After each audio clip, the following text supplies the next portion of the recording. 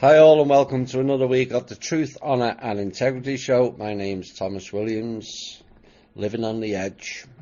Yes, we're living on the edge of a very sharp knife. There's lots going on. There's lots that can't be said for safety and operational purposes. And the second song, God Bless America, not the USA, which Trump left out in his speech. I don't know whether people noticed that on Tuesday, and maybe that will become more prevalent as time goes by. We'll see. Right, let's get into the details of the show. You can listen live on Spreaker.com/user/8955881. You can also listen live on the website thinkdifferent.thepeoplesclub.org. All the podcasts are on there, including the must-listen-to shows. There's all kinds of shielding and centering and grounding documents. It's all there. And plenty of other bits are being added daily. You can also find us on YouTube, which tends to be posted maybe late Friday or Saturday, depending on Michael's time. And that's the Tommy Williams channel. So that's on YouTube. We have the Facebook social media alternative, MeWe.com, also Truth, Honour and Integrity, and the Facebook page of the same name. If you can't find us on MeWe, although many are now, it's gone past the 1,000, and we've added near 50 in the past 10 days, so it's increasing rapidly, a bit like the YouTube. 451 extra subscribers in December alone. I think I've added another 40 since, so it's the show's increasing in popularity, which is good. So you can send the email for the show. Please do not send proposals to this email. It's not that is on thepeoplesclub.org. This is for comments or questions about the show or to go in the show, and that's truth.honour.and.integrity@gmail.com. I know I've received lots of emails and I don't always have the time to respond promptly, so bear with me. There's a volume which is going increasing with, of course, with the new members. So we welcome them all, and hopefully you'll catch up to speed with what THI is all about. And if not, there's always one of the members will be there to help you. Right, let's get into the news items. We're going to go to Canada first. Canadian shoppers have emerged from their post-holiday hibernation, and they're going to find that a number of the familiar retailers have now started to disappear from their landscape, replicating what's going on in America. And 38 town shoes footwear stores will close by the end of this month, and that's on top of Jeans Machine's 24 stores that have also vanished. Also, hardware giant Lowe's announced that it would close 27 stores, including 25 operating under the Rona banner, by the end of this month. Now, one of the retail experts says those types of smaller chains are among the most likely retailers to be unable to sustain themselves as consumer preferences changes. Now, that statement backs up, whether he meant it in that terms, backs up what they're actually planning from the top end is to collapse all the smaller retailers, and so they own everything. My own personal opinion is I think they're doing this because they are aware now one day they will not be able to block the Manor World Holding Trust and the funds will come out. At the moment they are blocking, but they won't always be able to block. They know it, and so do we. And eventually, when the funds are released, the idea I'm thinking behind their strategy is that we will have to buy things, and if all the smaller companies have gone, then we're only buying off them, and this is what they're up to. Well, we don't have to buy off them, because we will have the funds to create our own companies and not need them at all, so they can quit with that game. But that's what's playing out. And this retail expert says every year now you're going to see a few of these weaker players bow out. Well, you're going to see more if they continue at the rate they're doing. And there's going to be some folks who are going bankrupt, yes, deliberately, to keep the clowns going. Now, he said the biggest factor leaving some stores twisting in the wind is the long anticipated shift towards online shopping. We all know who that is, don't we? With Canadians, it is said, finally catching up to Americans and Brits when it comes to perusing and purchasing without leaving their homes. You're seeing Canada come of age in retail as it relates to home delivery.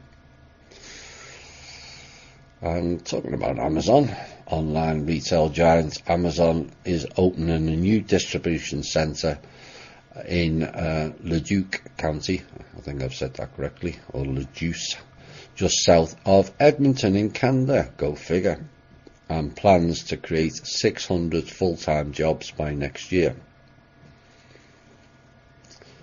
And the e-commerce company says approximately 93 square meters in Nisku, Alta will be the company's 11th distribution centre in Canada and its second in Alberta, and it already operates a similar facility in Rocky View County in southern Alberta, where it employs 1,500 full-time workers. But this is an ongoing problem that I will address in an op-ed piece later. Convenience is not a good thing. Sorry, it's just not. 3 former Credit Suisse, aka Rothschild, AG bankers were arrested in London on Thursday on American charges of involvement in fraud involving $2 billion in loans to state-owned companies in Mozambique. Go figure. No surprise. Andrew Pearce, Serjan Singh and Detalina Sabiva were charged in federal court in Brooklyn, New York this week with conspiring to violate American anti-bribery law and also to commit money laundering and securities fraud. Now, they've been released on bail in London while America seeks extradition, and the former Mozambique Finance Minister Manuel Chang was arrested in South Africa this week as part of the same case. The Chang family. Oh my.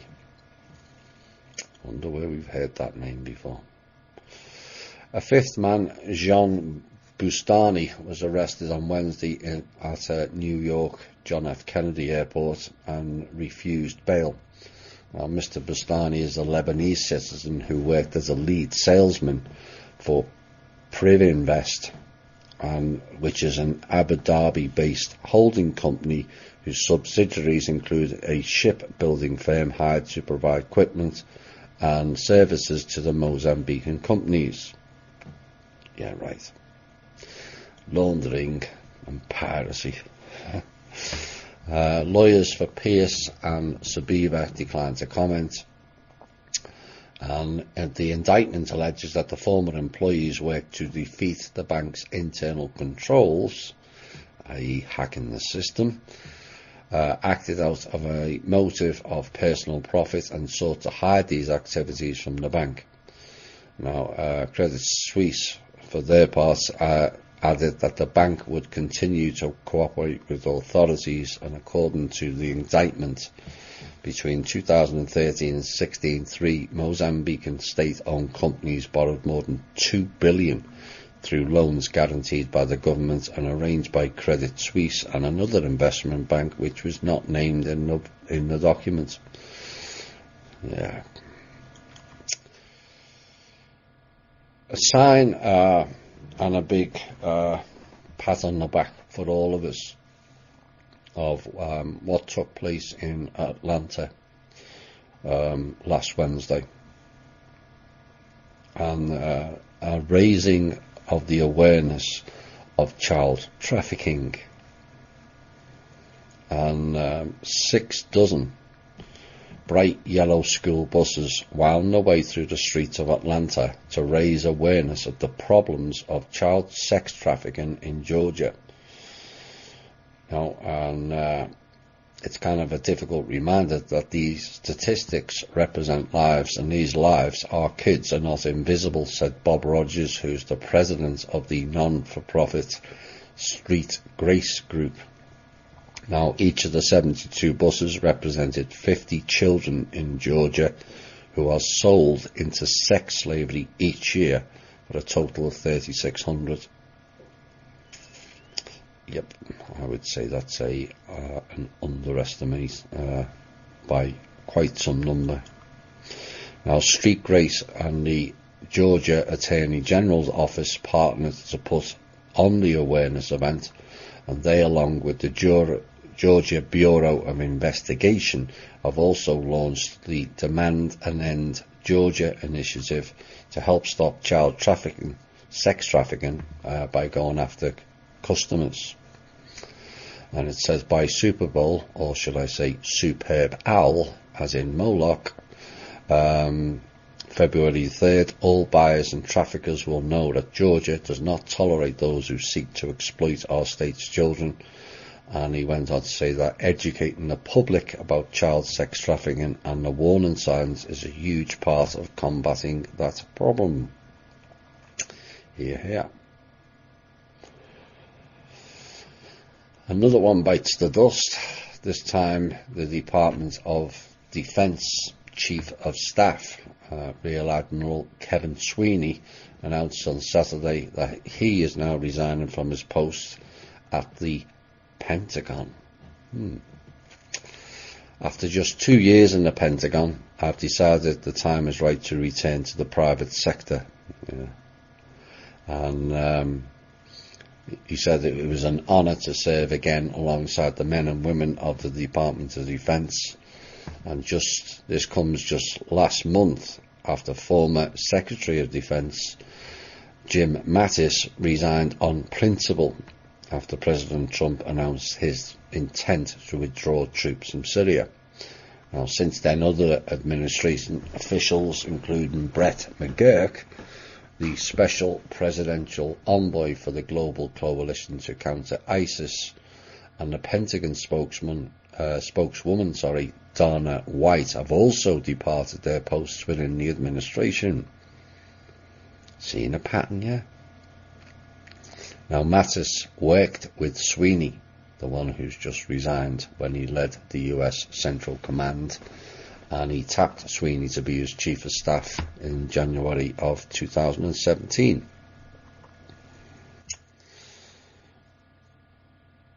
Millions of US taxpayers will still receive refunds despite an ongoing partial government shutdown. Now, the IRS has previously delayed tax refunds during a government shutdown, and the decision comes as President Donald Trump weighs declaring an emergency over his demand for border wall funding, which, according to the Portal people and the Democrats, is the cause of the shutdown. We know different.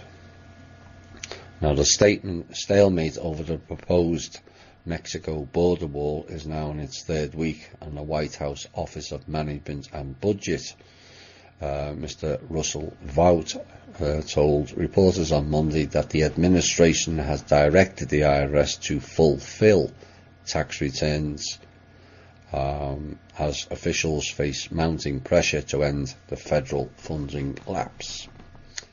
So they went on to say, we have tried to make this as painless as possible, consistent with the law, and he said, and US residents are required to file tax papers by April 15th, the same as every other year, and can later receive refunds from the government based on income.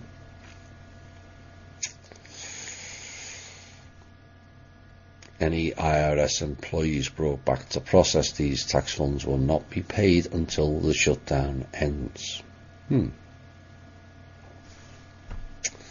New Democratic Congresswoman Alexandria Ocasio-Cortez has said this week there is no question that President Donald Trump is racist. Really. Given there was, I think it was Cambodia. I'm sure I added that news and it's vanished this week. A guy got 3 years jail for a comment on Facebook there for criticising the king. And yet here we are, have a major public official making statements like that, and nothing gets said, nothing to back her claims. One gets jail, one seems to go unhindered. So according to in an interview, she based her claim on the words that he uses, really, which are historic dog whistles of white supremacy. You ever heard such shit in all your life? Dear me. She a social worker or something before she was a congresswoman. Shrivel. And in a statement, the White House hit back at the New York lawmakers' sheer ignorance on the matter. Ms. Cortez only took office last week as the youngest ever US congressman. She might be the shortest as well. When asked by presenter Anderson Cooper, yeah, no setting the stage there, was there, Mr. Cooper, whether Trump is a racist, the 29-year-old left-wing, whatever that means, Democratic lawmaker responded, yeah, no question. When you look at the words he uses, which are historic dog whistles of white supremacy. Oh my. And she cited when you look at how he reacted to the Charlottesville incident where neo-Nazis murdered the woman. She needs to get her facts correct. She needs to get her facts correct. It wasn't neo-Nazis. Was it Mr. Soros and his band of minions?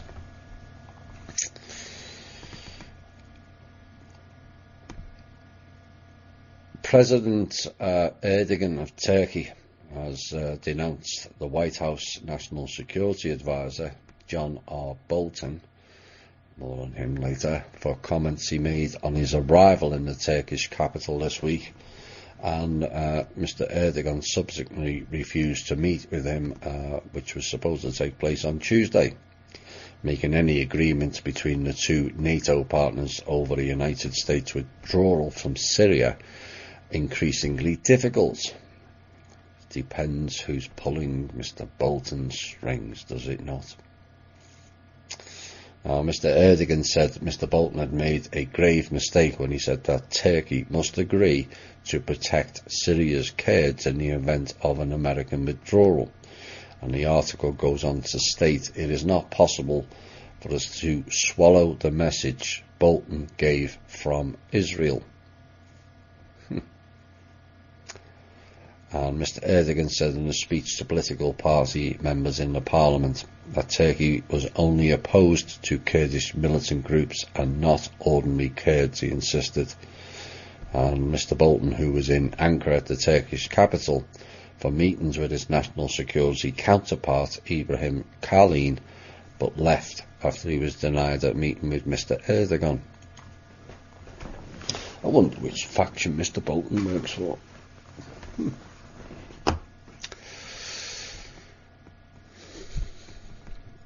I'm talking about factions. After an 18-month study, the Israeli government decided, in their wisdom, to demand $250 billion from 7 Arab countries and also Iran as compensation for property and assets left behind by the estimated 850,000 Jews who were forced to flee those countries following the establishment of the State of Israel 70 years ago. Really.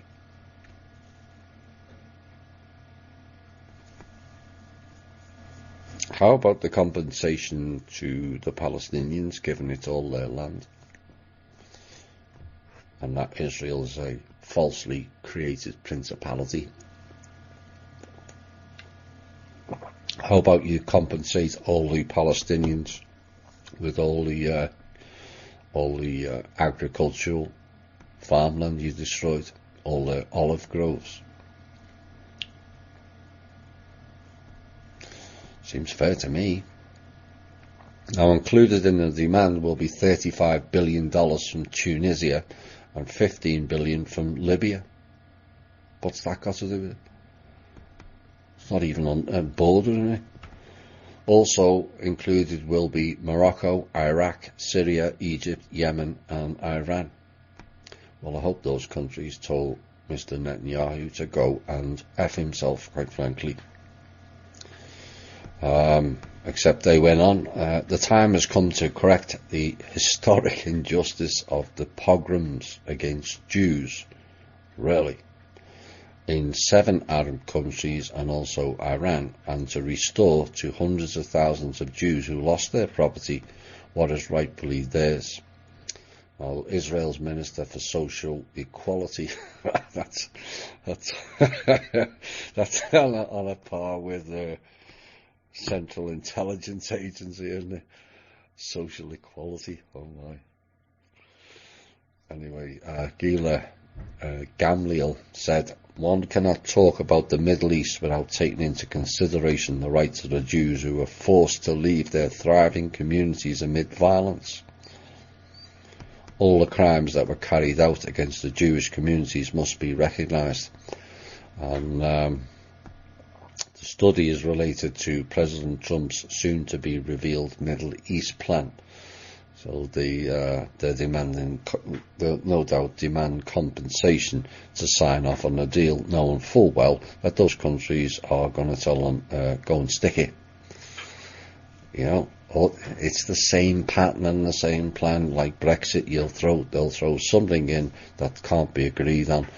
Like the current budget in America, they throw the wall in, which is not really about the wall, and no one's going to agree on it, and so it just stalls everything out. Same pattern repeated over and over again. Now, the Israeli claim counters a demand by the Palestinian Authority for over $100 billion in compensation from Israel for assets left behind by Arabs who fled or were forced to leave at the time of the establishment of Israel.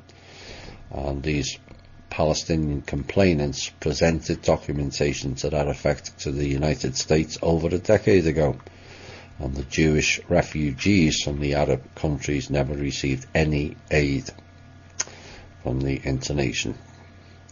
Paul Manafort shared the 2016 presidential campaign polling data with Konstantin Kilimnik. We'll have more on him and that later. An associate of the FBI has said that ties to Russian intelligence, according to a court filing, and the information is in a filing that appears to inadvertently include details not intended to be made public, and indicates a pathway by which the Russians could have access to Trump's campaign data. All very tenuous, isn't it? Maybe, possibly. Okay. The former Trump campaign chairman on Tuesday denied in a filing from his defense team that he broke his plea deal by lying repeatedly to prosecutors working for the special counsel Robert TikTok Mueller. And in his rebuttal to the special counsel's claims of dishonesty, Manafort exposed details of the the dispute, much of which centres on his relationship with Mr. Kilmanik, the Russian citizen who began working for Manafort's consulting firm back in 2005. You can't make this up, can you? You would think it was related to 2016. No, it's not. Just find any sort of link, 10 years at best, and just throw it at walls and see if it sticks. So Mr. Manafort has been charged with helping his former boss to obstruct Mueller's investigation of Russian interference in the 2016 election. But the incident he's being charged with is 2005. Perhaps many people who listen to the media will not reference that or hear it, or perhaps they won't even mention it. Also in Russia, a warning by the Russian Orthodox Church of people's dependence on smartphones and modern technology could bring about the coming age of the Antichrist. And this is according to the leader of the Russian Orthodox Church. Now, Russian social media users largely responded with humour and scepticism, while some accused the church of serving the regime. But on Russian TV, he said smartphone users should be careful when using the World Wide Web of gadgets, because it represented an opportunity to gain global control over mankind. Absolutely. When people realise or go and view the security certificates on your phones, then you'll know exactly what he's referring to. Now, they label it the Antichrist. It's a name, it's not a person. It's just a system, or a title. And he said the Antichrist is the person who will be at the head of the World Wide Web, controlling all of humankind. And every time you use your gadget, whether you like it or not, whether you turn on your location or not, somebody can find out exactly where you are, exactly what your interests are, and exactly what you are scared of. If not today, then tomorrow's methods and technology could appear that will not just provide access to all information, but will also allow the use of this information. Well, that's already taken place, as we know. Do you imagine what power will be concentrated in the hands of those who gain knowledge about what is going on in the world? Such control from one place forebodes the coming of the Antichrist. Apart from the term Antichrist, I agree with that 100%. The World Bank is warning of increasing risks, what it calls darkening skies for the world economy. No, it's just it's just the World Bank along with the IMF and the UN, because they're all bankrupt. And in its annual assessment of global prospects, the bank predicts continued, though somewhat slower, growth this year and also next year.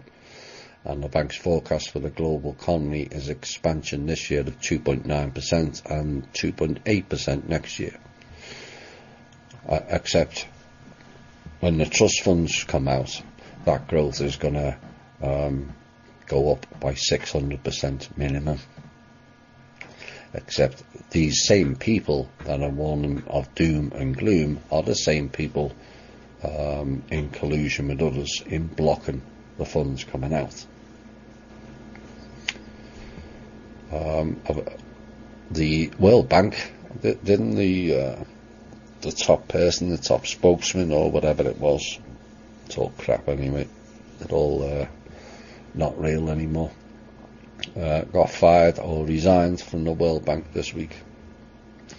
One hopes we don't see Hudis as the leader, because I saw their picture this week, and once a year is enough for me anyway.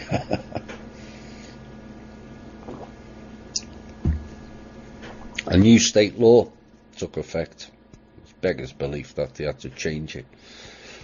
But regardless, a new state law took effect in Florida on Tuesday that is expected to restore voting rights to more than 1 million people with felony convictions. Now, despite questions from state officials about its implementation, supporters of the law say there is nothing ambiguous about Amendment 4, which was approved by nearly 65% of Florida voters in the November midterm elections. And the new law says voting rights shall be restored to those with felony convictions who complete all terms of their sentence, including parole or probation, except those convicted of murder or a felony sexual offence.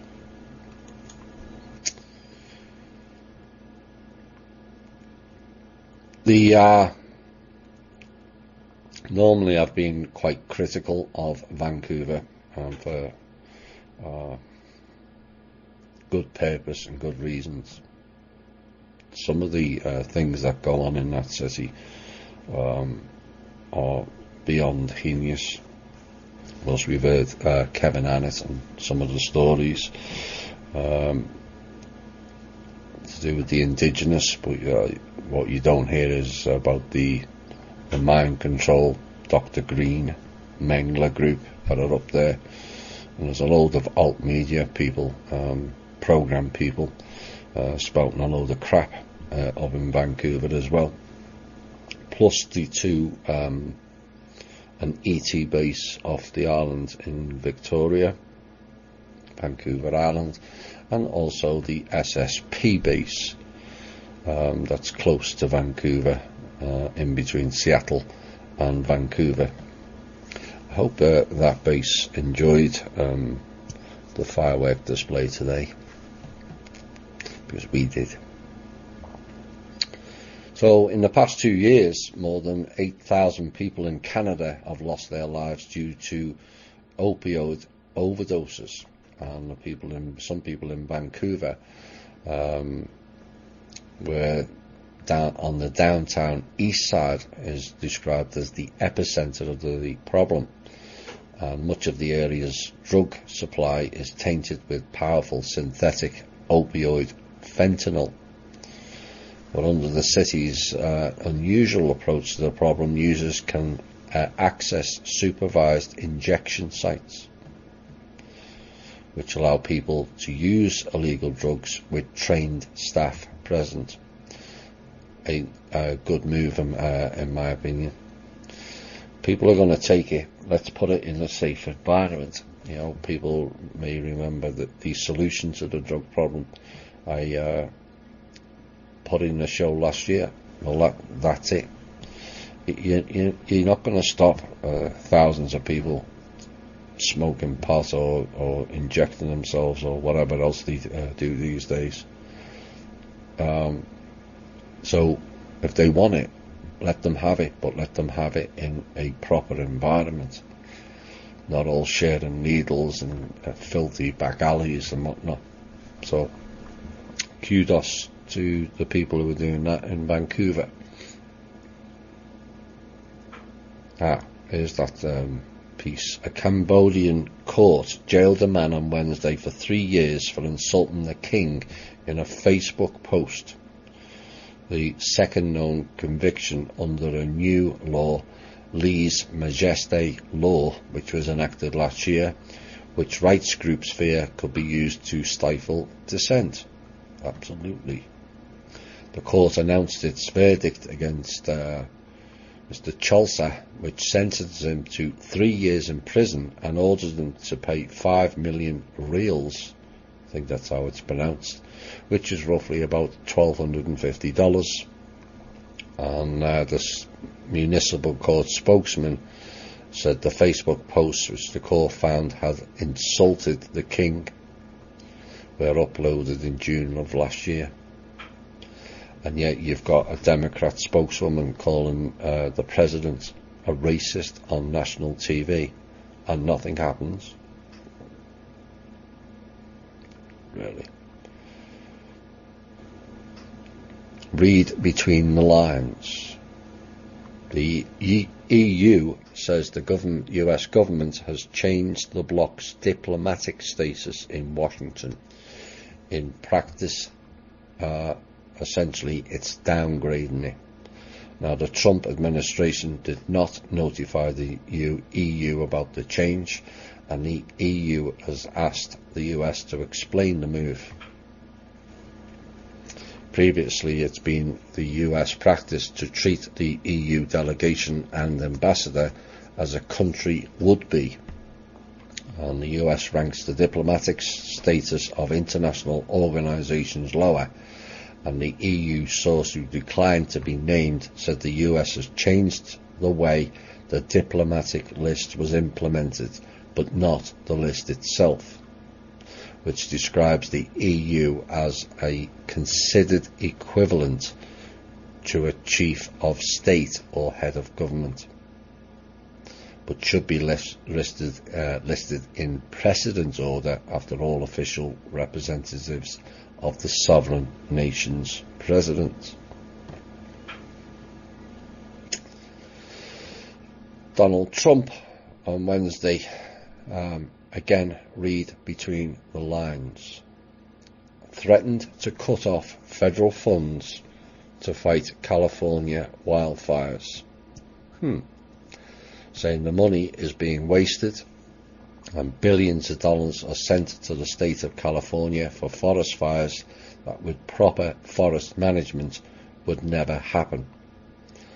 And unless they get their act together, which is unlikely, he said, I've ordered FEMA to send no more money. FEMA has no money.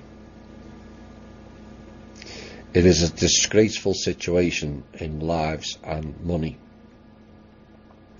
Now, House Speaker Nancy Pelosi responded that Trump's threat insults the memory of scores of Americans who perished in wildfires last year and thousands more who lost their homes. Is Pelosi a senator for California? Well, why didn't she act? Could be wrong. I seem to remember Pelosi being voted in California. Clearly she did nothing to rectify anything, and so technically she's responsible.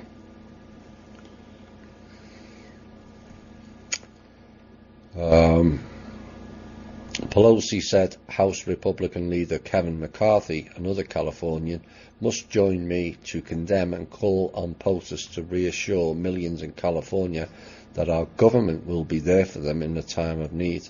The government's been there for them in the last 2 years, but Pelosi and the like and Rothschilds are creating fires and throwing everyone out.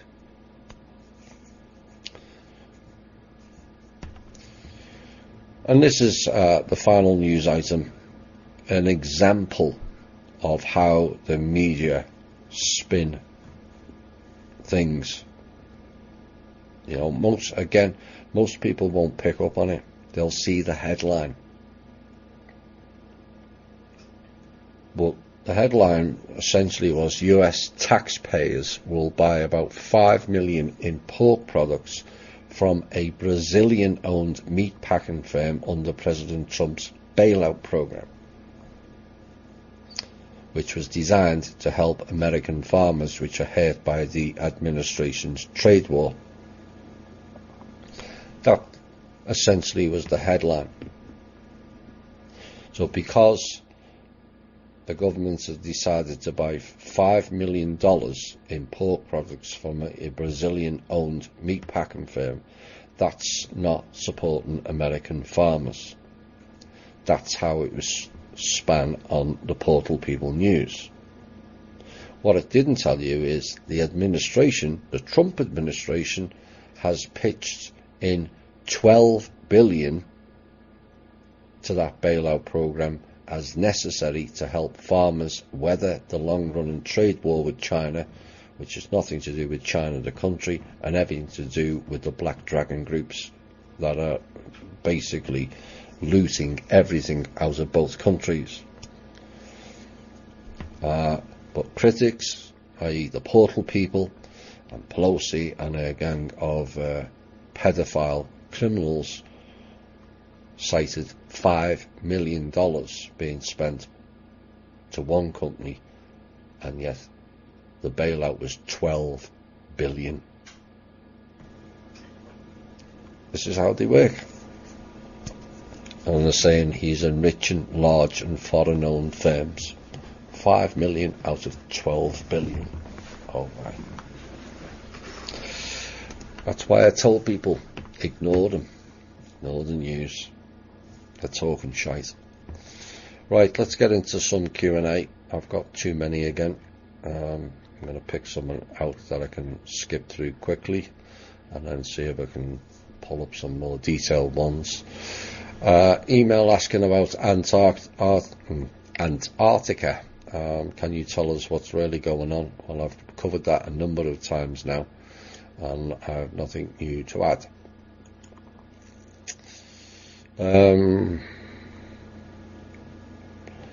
Heard you say on last week's show that they are manipulating the stock market. That's correct.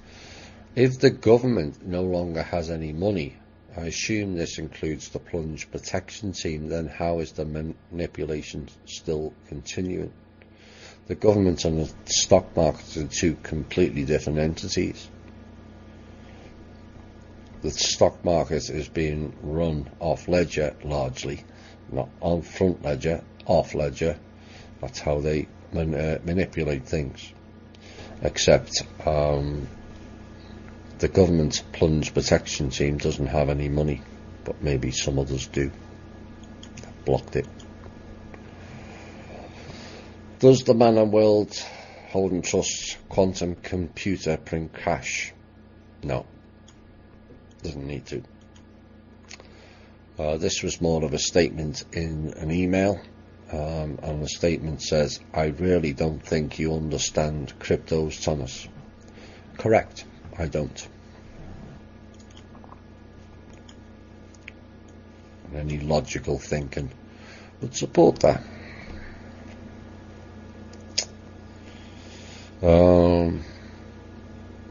See if we can get through some quicker ones. Just watched the President's Union address, and I must have missed something in translation with regards to the money for the wall that has already been assigned. No, you didn't miss anything. Well, you did. It was in code. I told you to be twice on the 27th and also the third show. Nothing will make sense in the media currently. It just won't. A lot of is being said in code, and Trump said enough in code.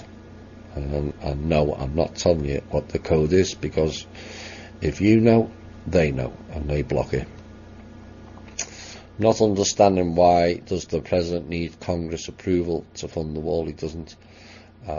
It's not as if the money is coming from the government, Mexico or Americans. It's coming from the trust, absolutely, as he reaffirmed today. We've got plenty of money, plenty of funds, he said in his message today.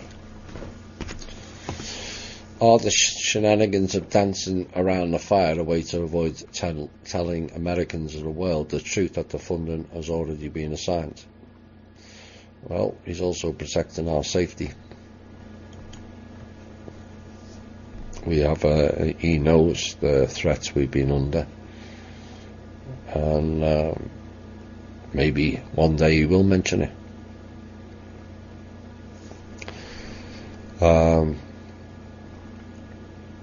Should he mention the trusts paying the wages to the government? He could do. But everything's controlled, isn't it? He can't say what he wants to say. There are things that I know that I can't say what I want to say, or what I would like to say anyway. And this is why I played that song at the beginning, Living on the Edge. We have to be very careful. Who is the king, queen of the hive mind? The people. when you think about it. That's the reality.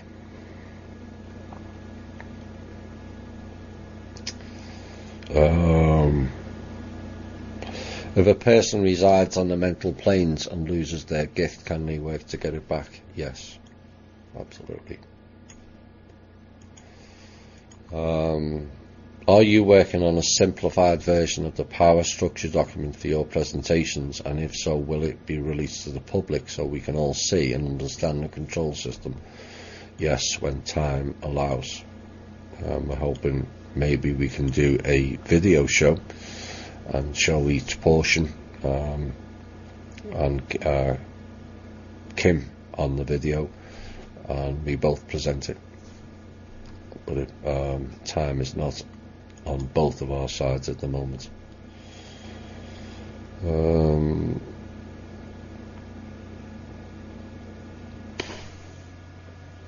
Is the ongoing plans to destroy America, with the ongoing plans to destroy America, is it not imperative to focus on the Canadian border?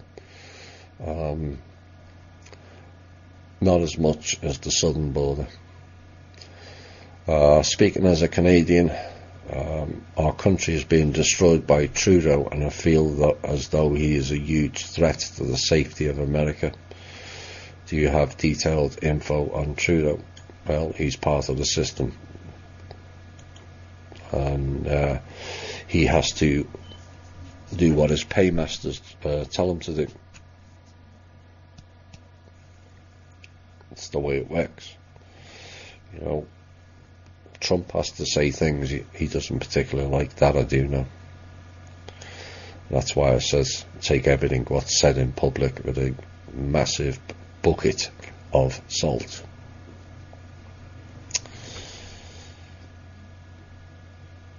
You said suicide, killing someone and being killed drop you down a level. Can you be more specific on the penalty? Well, that's it really. You drop down a level. For further details on that, I would listen to the Humanity Unplugged shows. Was the Earth built as a Lucian farm? No. And can only organic humans create loose energy, or can they get it from clones? They can't get it from clones, but they can get it from walk-ins. It's the walk-ins taking over the vessel. What has been done about 5G satellites and 5G attacks on us? No comment. Plans and operations.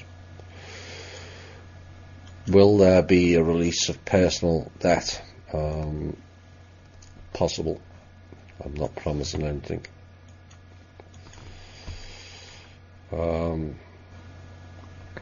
I just read an article that Trump held a TV speech about the wall he wants to build.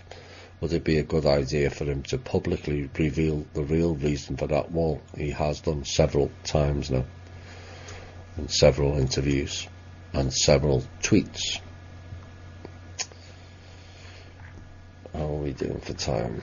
Right, let's go back up and see what we didn't cover.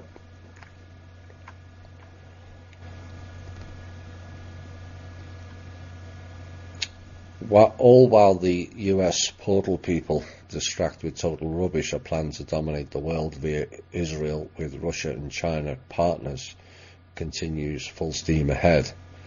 And it's never mentioned in the West, as most are all oblivious. The new world order is Israel uniting with Russia and China to create the one belt, one road, a technocratic tyranny of the planet. This is totally contrary to the concept of national and individual sovereignty. Take Israel out of it, the country out of it.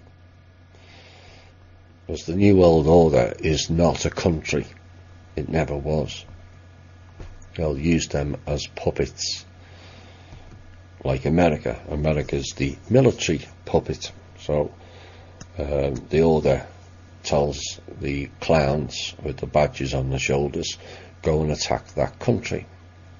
It's not America attacking whichever country. It's the system. People really need to get away from the alt media narrative like it's still 2014 when life has moved on. And 2013 and 14 was littered with anti-Jew and anti-Israel. It's nothing to do with the average Jew, and it's got nothing to do with Israel, the country, either, and everything to do with the Zionist faction. Like the Nazis. The Nazis are not all about Germany. In fact, there's more Nazis in America than there is in Germany currently. Nazis are also in Holland, Finland, Sweden, Britain. And yet people will blame Germany. The system always wants you to focus on the puppet, whilst they hide and run behind your back. So while you're blaming somebody else, they're happy with that. Because that means you haven't worked out what they're up to. That's why I did the faction show over 3 years ago now. We have to stop labelling Israel, the country, and the Jewish people. They're pawns.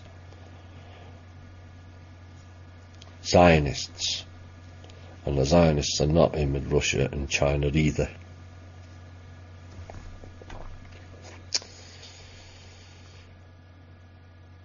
Thomas stated that the SSP is headquartered in New Zealand. As a person with family there and looking to move my young family there, what are the implications and consequences? Well, to the average person, not much. It's only if they decide to go near certain mountains, of which you will be familiar, and start playing, because there will be consequences.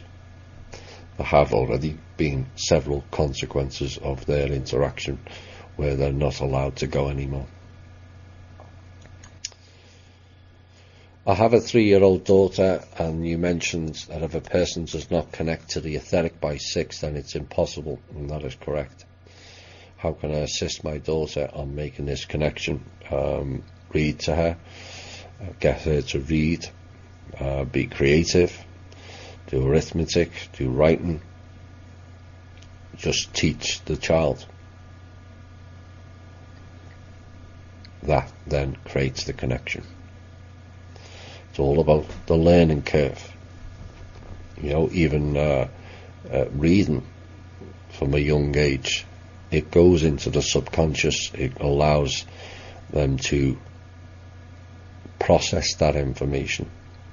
Because we think, oh well, it can't talk, so it can't understand what we're saying. Wrong.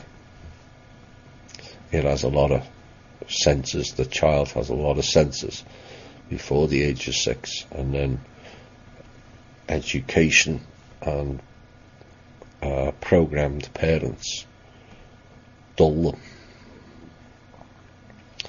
So keep interacting, play music, preferably not rap or anything nonsense like that. Classical music stimulates the nerve, also calms them as well.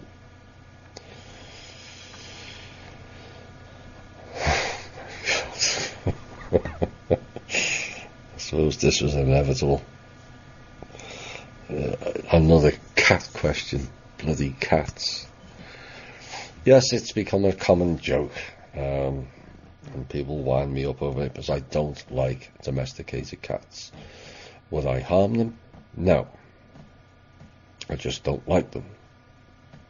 There is issues. It's not past life issues, although I do have memory of their knowledge, I should say, of them interfering here, which is displayed on the hieroglyphs in what is now known as Egypt, when they were working with Thoth, Ra, and all the other goons that were trampling all over humanity. That's the feeling I grew. So I've just never taken to domesticated cats, but I do like bigger cats, and I worked it out recently, as the bigger cats have round eyes. The smaller cats are not descendants of the bigger cats, not. And I have a feeling they were introduced here by those same people who were located in what's now known as Egypt. They have most domesticated cats have lizard eyes. That's not a natural evolution from a bigger cat that have round eyes. It's just not. They are a genetic different species. Now, of course, it became fun when Langley announced that they'd used cats as spies, which is why you'll hear me reference it, and I go, no surprise there. So, and then a story came up today about cats, which I'm going to read out. So the cat police can close their ears for the next minute, or perhaps they might learn something. But the biggest issue over the cats is it's actually a social media algorithm agency-led program. It's all over the internet. Suddenly people are just posting cat pictures, forgetting they've got children or grandchildren or husbands or wives, and it's all over the internet. It's a program. It's more to do with that I've challenged. It's a program. It doesn't make sense. And why isn't there pictures of dogs or budgies or something else? It's cats everywhere. In fact, even in 2 adverts, there's 2 adverts having fun at how many people post cat pictures on social media. I think Verizon's one of them, and I saw another one last night. It's a program. But apart from that, to be more serious, there's issues that have come up as part of a study by the Centre for Disease Control and Prevention. And it says a parasite called Toxoplasma gondii is the most common parasite in developed nations. And the cat-carried parasite, only the cat, can infect any warm-blooded species and cause schizophrenia and possibly Alzheimer's, and also bipolar disorder.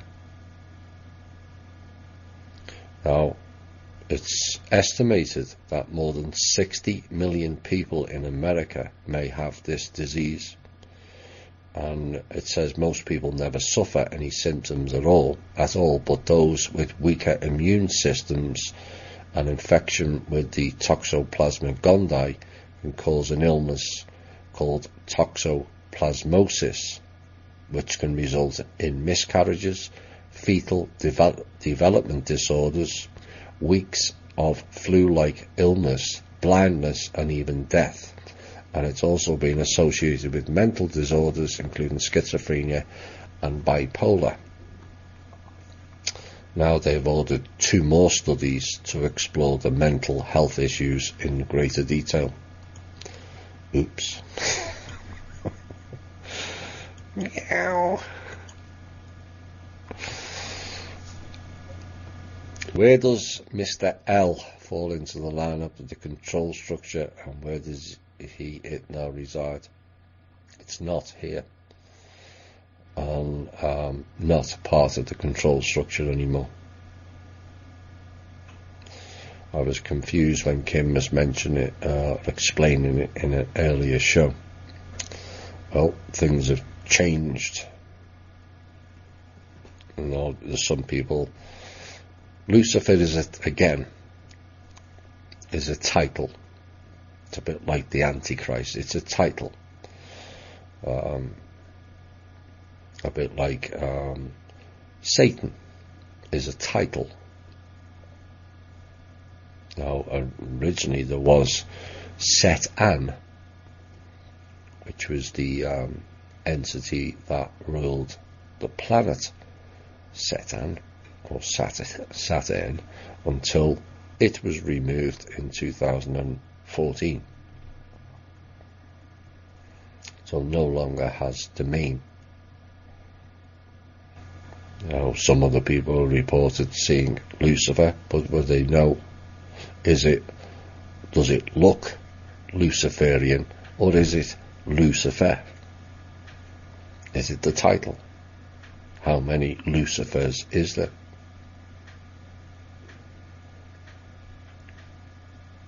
As far as I know, there is no Lucifer here at this current time. Question 2. Dark entity realms 3, 4, 5 and 6 have been emptied and returned to source, but 2 realms are left on their own. Realms 1, the wolves, and realms 2, the clowns, remain as they weren't attached to this plane. You've misunderstood that. The original, because it was ongoing that week when we were reporting in the shows, 3, 4 and 5 and 6 had been emptied that particular week. 1 and 2 had already been removed, particularly the clown realm, which was removed sometime, I think it was late 2017, early 2018.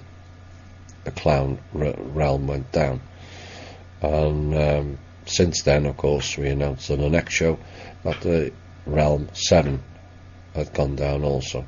So that's your 7 layers of hell attached to the lower astral.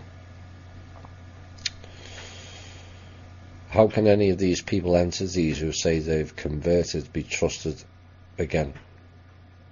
And that's to show who you're referring to about being converted. The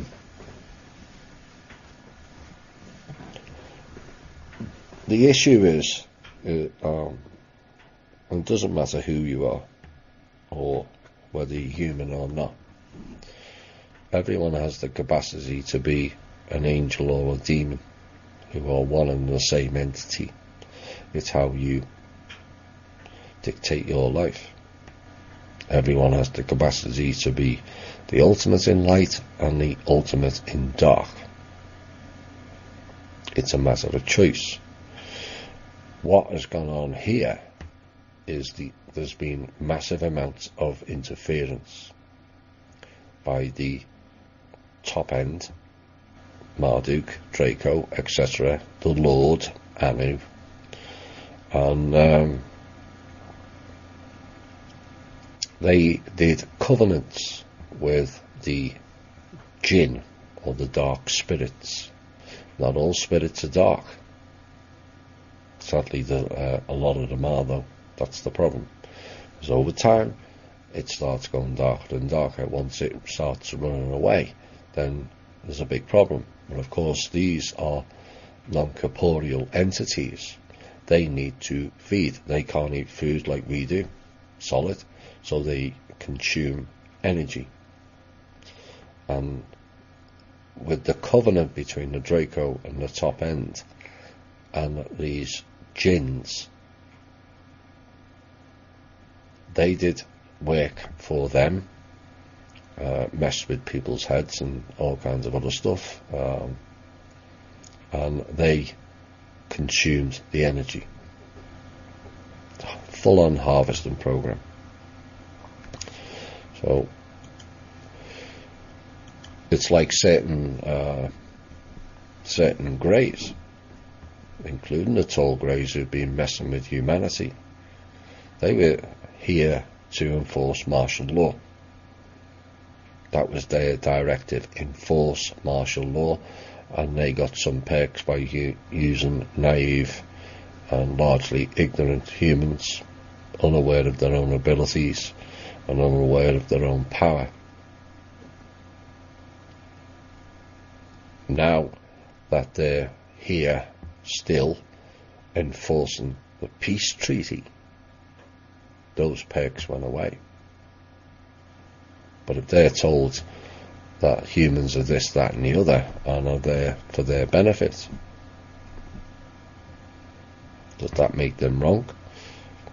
Now they know the real truth, which wasn't passed down to them by not only other beings but humans on this planet who sold humanity out as well as themselves. So, can they be converted? Absolutely.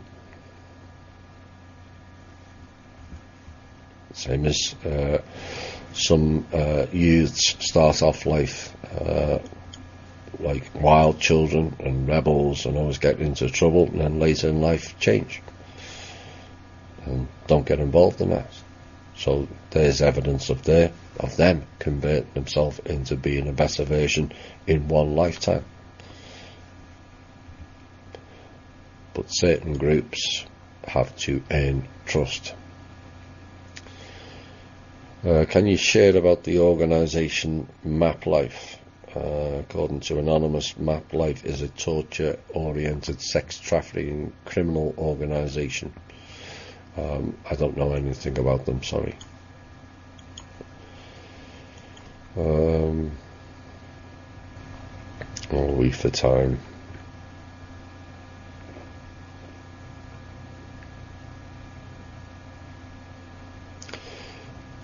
What can you tell me of this website or country or whatever it is, the United States of America, 1781?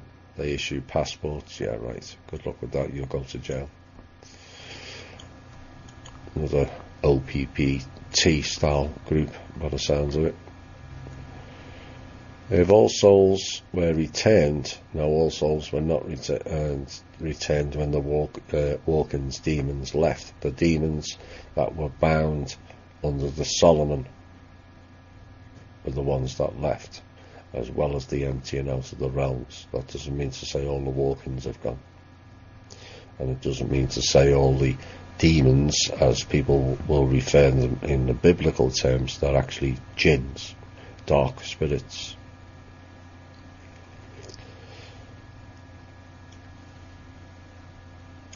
We still have the walk-ins amongst us.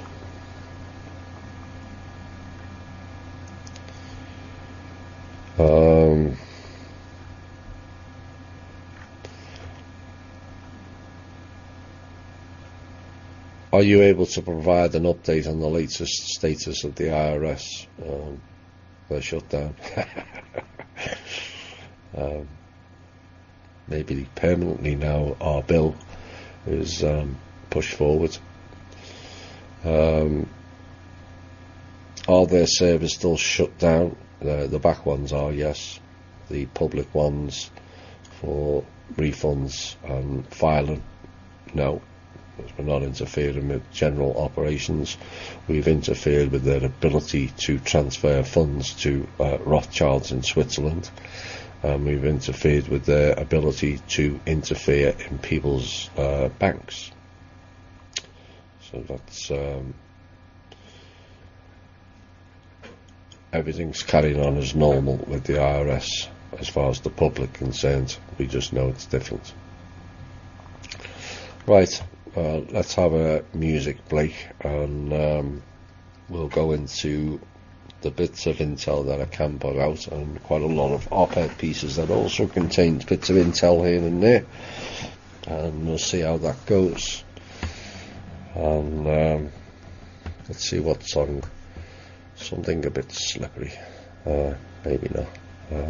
Maybe we'll have this one. Hi all, welcome back. That was a new song, a new tune. Apparat, Feet, Soap and Skin, called Goodbye, and also AC/DC, Shutdown in Flames, like one of our new members was yesterday. Shot herself down in flames.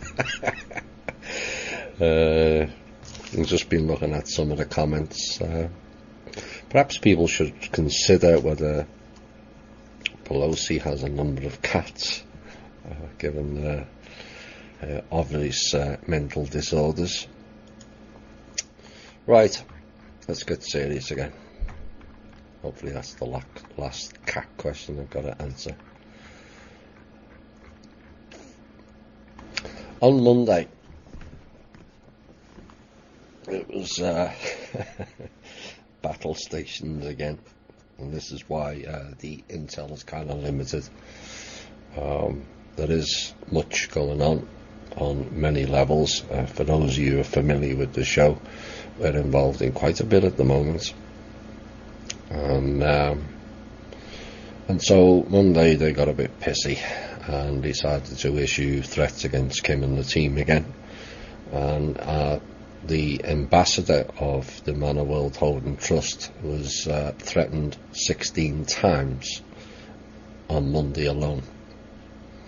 This is what's going on, folks. It's war. Now, of course, Kim had sent money to the government. They requested a certain amount, and Kim sent it, enough to keep it afloat and get some people their wages. And the Rothschilds tried to chime in, which is typical of them, and they are now claiming the money that was sent by Kim was coming from them.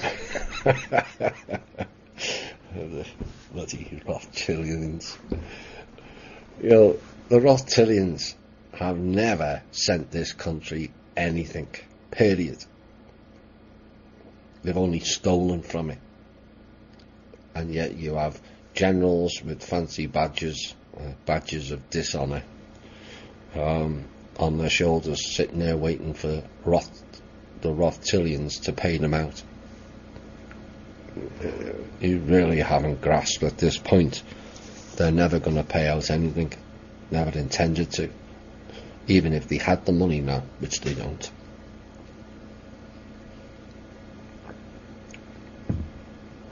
Anyway, and they tried to implement a new system on Tuesday, a new banking financial system. You know what happens next. It failed. So then we had several hacking attempts again on the quantum system, and you know what happens again. It failed. And the following day they were releasing the RV again, and you know what happens next. It failed. Now,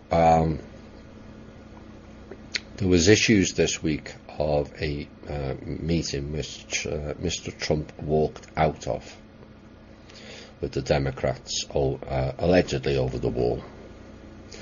Except Pelosi was caught sneaking in a clause into the reformed spending bill to issue TRNs. Oops.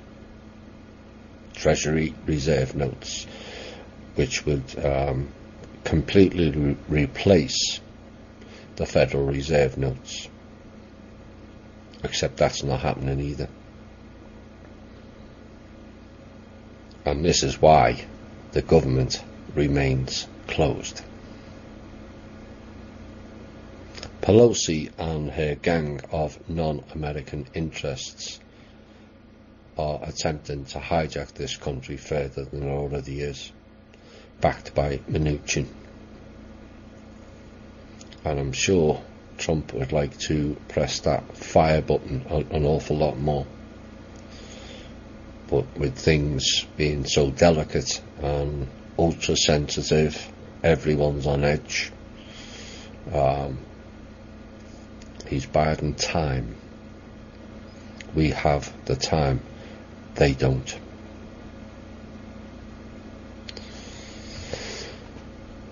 So, because all their systems failed, and because they can't reinitiate their backdoors into the banks, and because they can't steal the trust funds anymore, and because they can't have clearance accounts in their banks, they are now resorting to having done previous attempts at resetting the systems, the bank service systems, to the old way of banking, which was not transparent like it is now. So now they've resorted to putting free floating bots into the bank system, all to stop the Manor Wealth Holding Trust releasing the public the funds to the public. You know, this is what they do. So on the one hand, they say they are releasing funds via the RV for the public and humanitarian programs, and on the other hand, they have spent vast resources over the past few years, trust me, to try and stop us and prevent the public funds coming out for actual humanitarian programs. So clearly the two don't add up, do they? Surely if you were a humanitarian, you wouldn't care where the money's coming from, only that it helps humanity, but not these people. These people are not interested in humanity for one split second. And the people who are pushing the RV are pushing for the downfall of humanity, not the progression. That's what would have happened if an RV could ever possibly take place, which was near impossible anyway.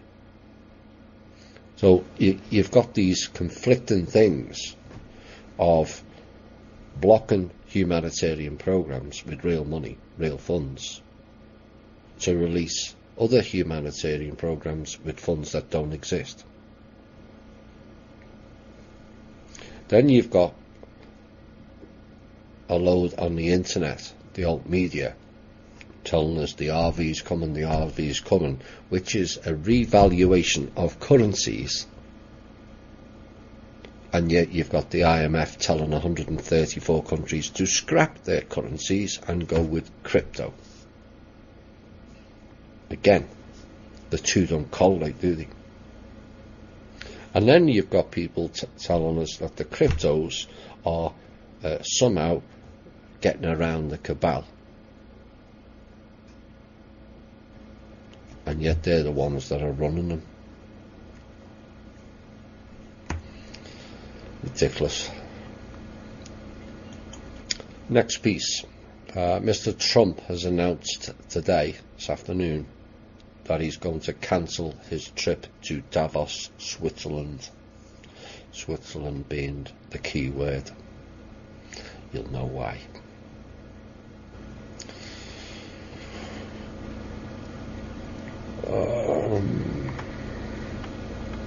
Final intel before I go into some op-ed pieces. Cast out the bait and watch them hang on it is a must-observe tactic.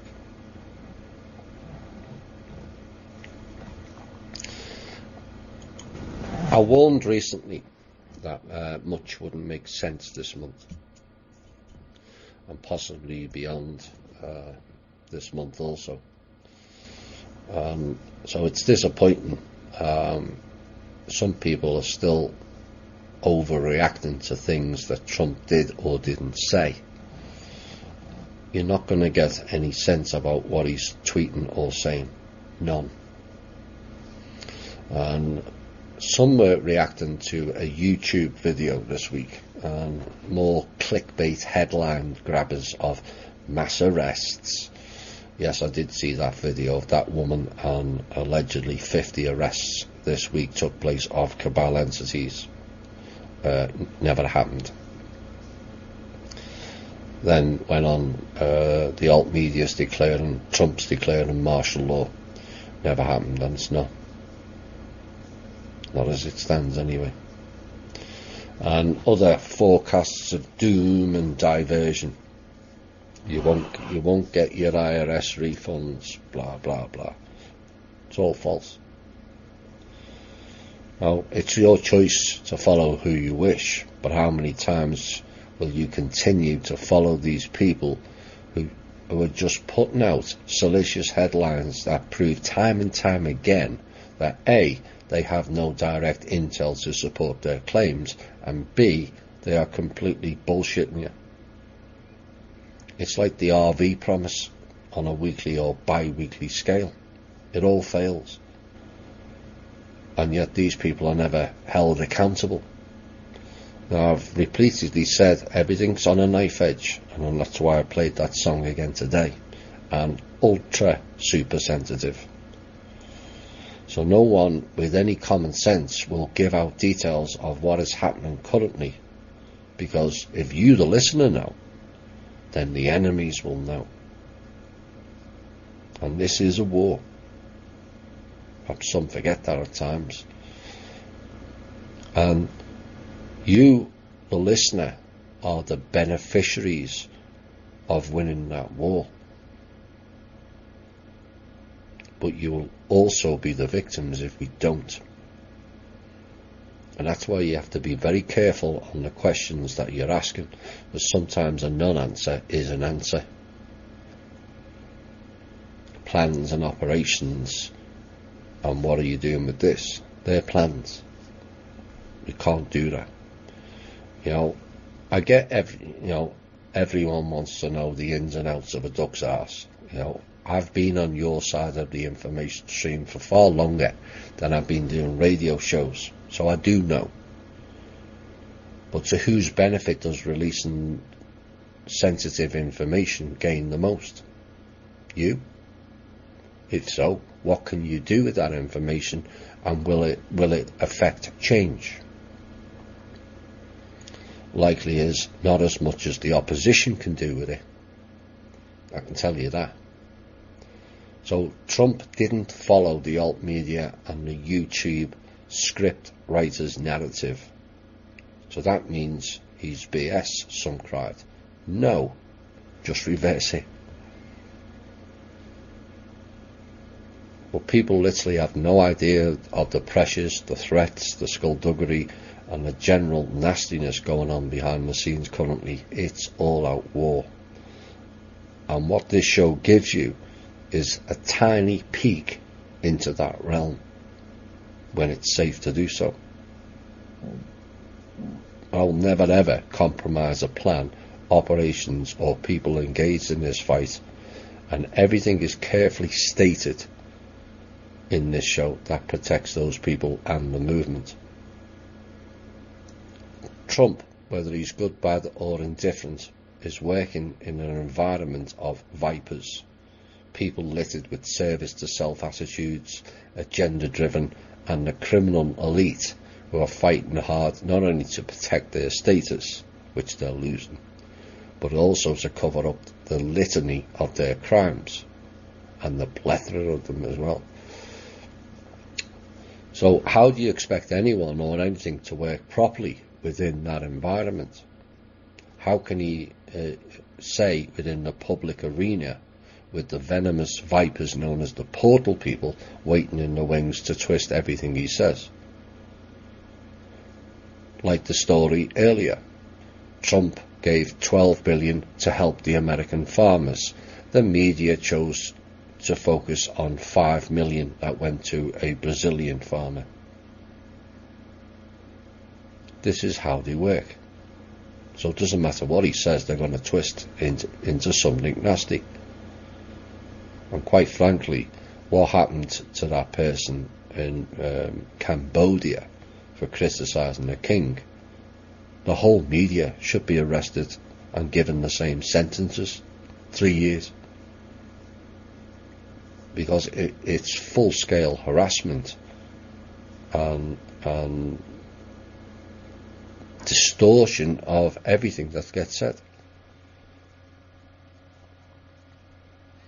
Now, like I said earlier, Trump should, some people said Trump should mention the trust, some say.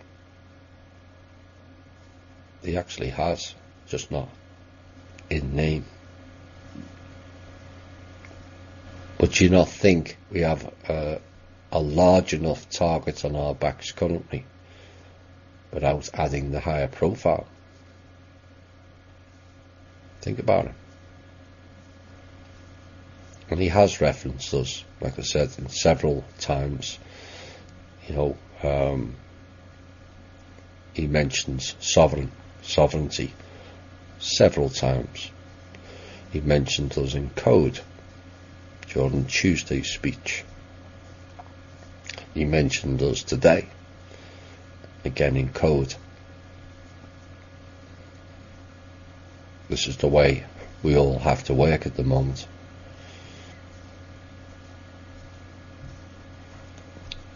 But the reality is Trump can't even go to the toilet these days without interference by the non-humanity agents.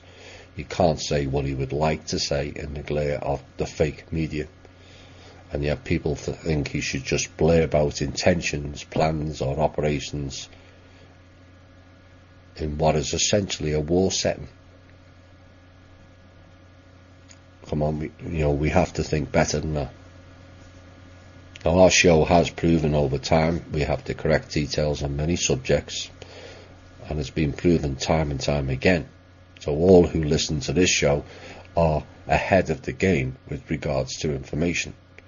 In fact, 5 years ahead of the game compared to most other alt media. Now, that's not to discount others' information in any way, but there are legions of people now who are just speculating, passing opinions on mainstream media pieces, which is bullshit to begin with, and grabbing one headline and making 2 + 2 = 5. We in this group don't need those or their distractions at this time. We just don't. We need to focus on solutions, ourselves, and how we interact with each other.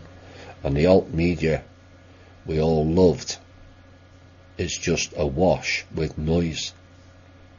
That's all it is, noise. Our group doesn't need noise. We need calm and understanding.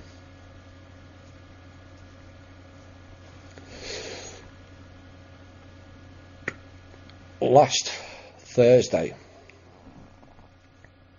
a bill went into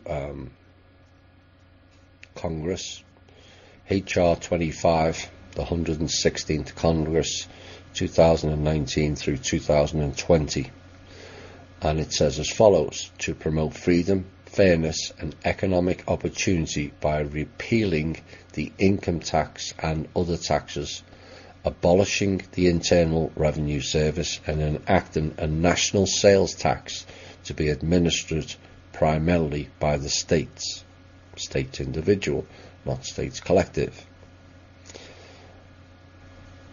That bill is what our team have been working on since August, September time. Finally now it has its platform. Will it pass the voting system?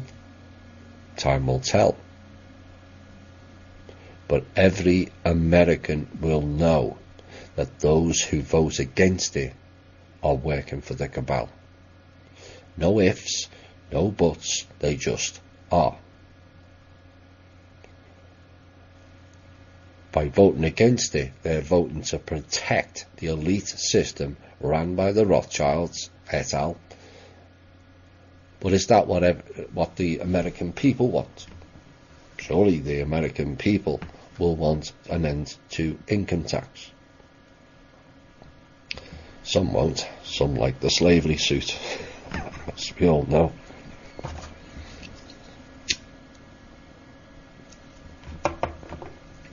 Now I'm going to make a call out to everyone in the alt media and wider circles to support and highlight this bill. It's imperative. We must raise public awareness on this item alone here in America. And those that don't choose to highlight it on their pages, shows, YouTubes or blogs, once aware of the facts, are not working for we the people. They're just not. Let's see how far it travels. Who wouldn't want to pay bogus taxes? And they are bogus. These taxes are the very funds that are being used against us via black budget programs, buying up all kinds of businesses, creating fake foundations to funnel money. All that money belongs to Americans, if that money is to be dispersed, not Rothschilds. Like the IRS sending 780 billion to the Swiss Rothschilds bank last year. That's our money, not theirs. It's not the government's money either. It's the American people's money. And yet not 1 cent of that income tax since 1934 has been given back to the American people. Oops. Now you'll often hear people say, oh, if you don't pay your taxes, we won't get any services. Really, is my answer. Have you not noticed the levels of services that have been going down over the last 2 decades, never mind your whole lifetime? So that agency script rhetoric doesn't wash. Well, it shouldn't anyway. Now, we've spent many months upon request, and we were requested for it, for tax reform, and the gist is eliminating the illegal, and it is illegal, as part of the Constitution.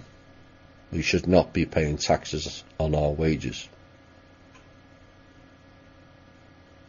Now, they can't publicly deny the original Constitution is not in place, as they would then have to admit the real facts, that the organic Constitution, which everyone cites, amendment this and amendment that, was ended in 1871.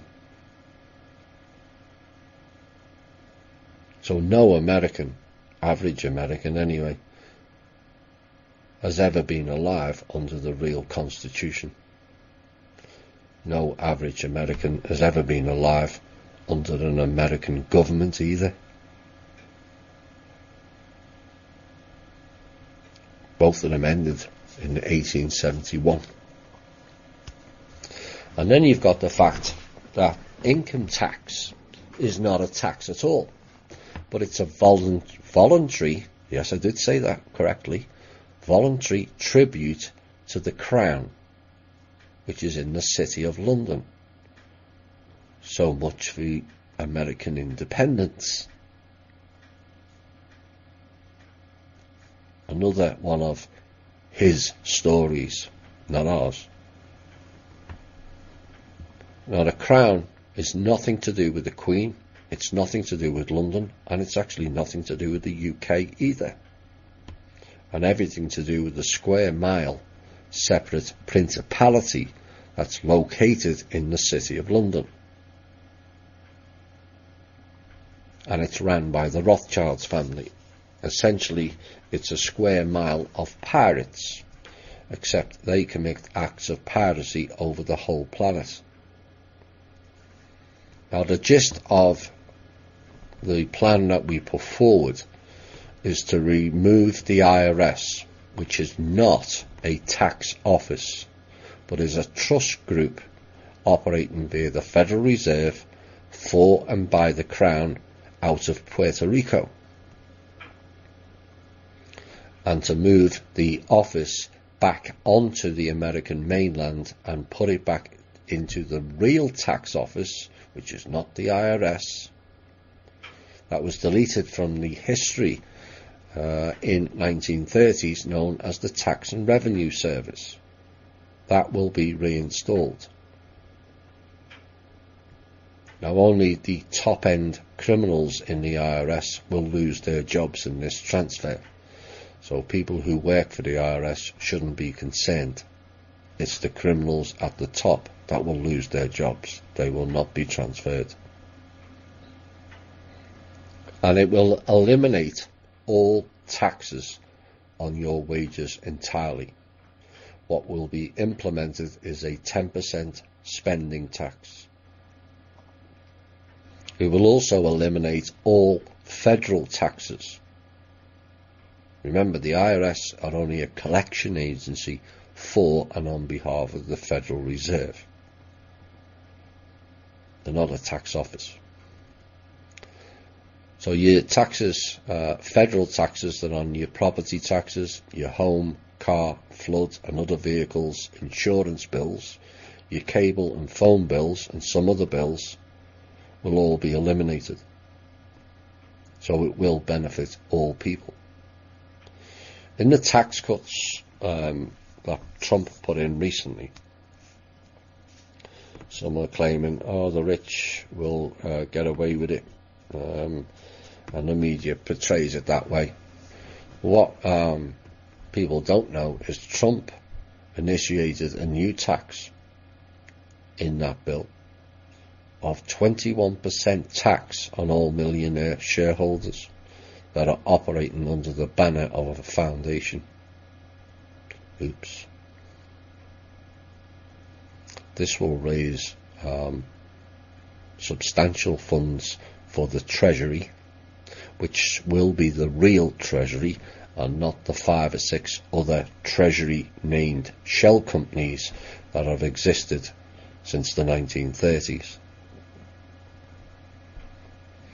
As America has not been receiving any benefits from income taxes, nothing will be lost and everything will be gained.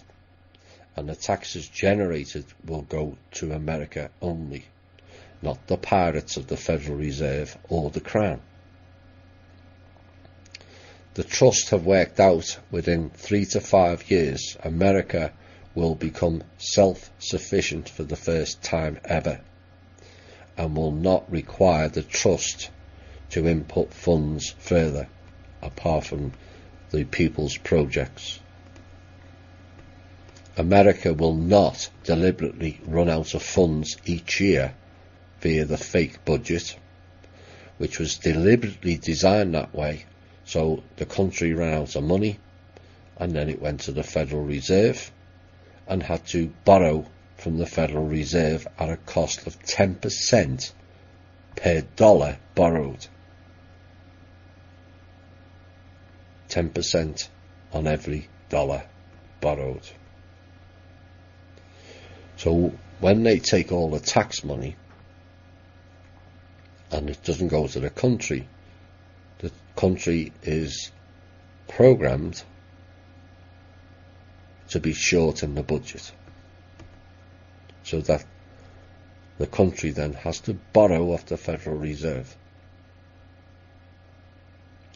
licensed to print money, and you can thank your Congress back in the early 1900s for their treasonous acts, along with the clowns J.P. Morgan, Carnegie's, Ford Institute, Rockefellers, etc.,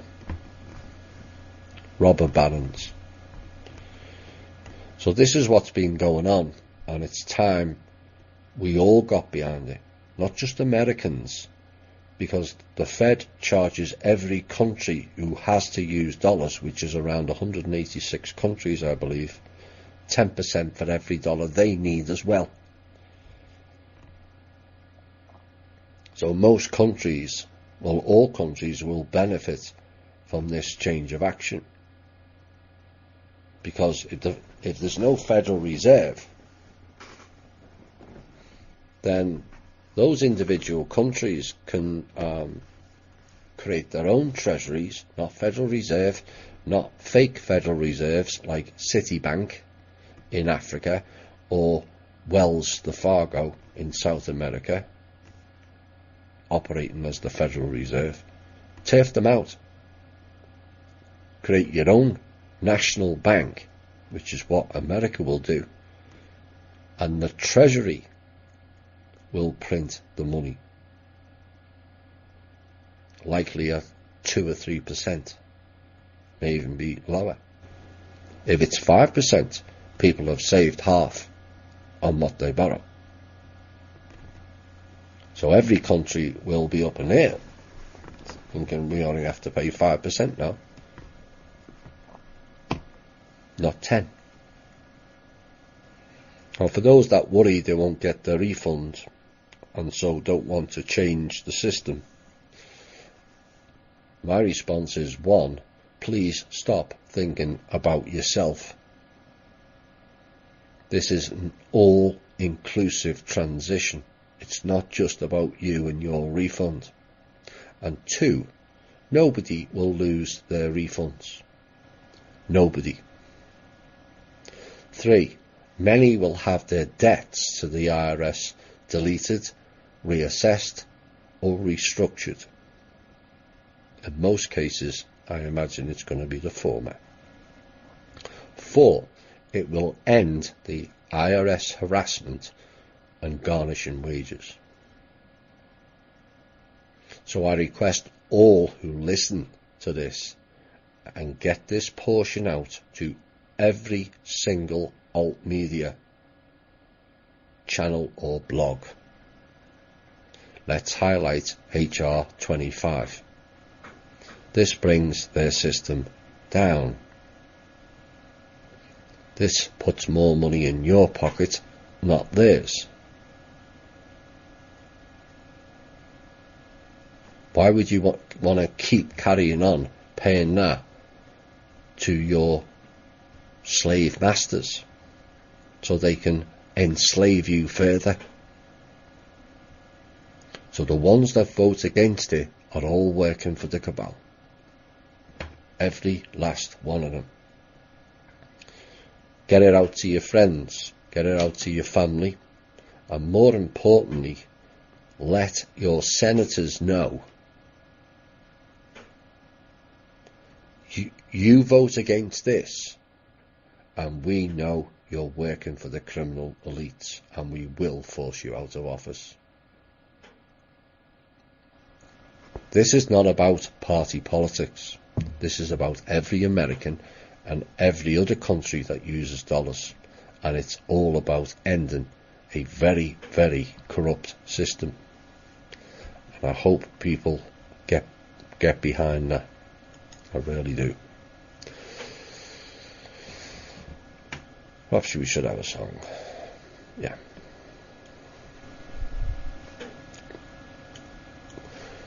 Going down, plays a glory. Right, let's get into the rest of the show. Convenience, I mentioned it earlier, and the age of not meeting everybody as bars, shops all close, and the convenience factor of supermarket giants, and even more convenience factor of online shopping via Amazon takes hold.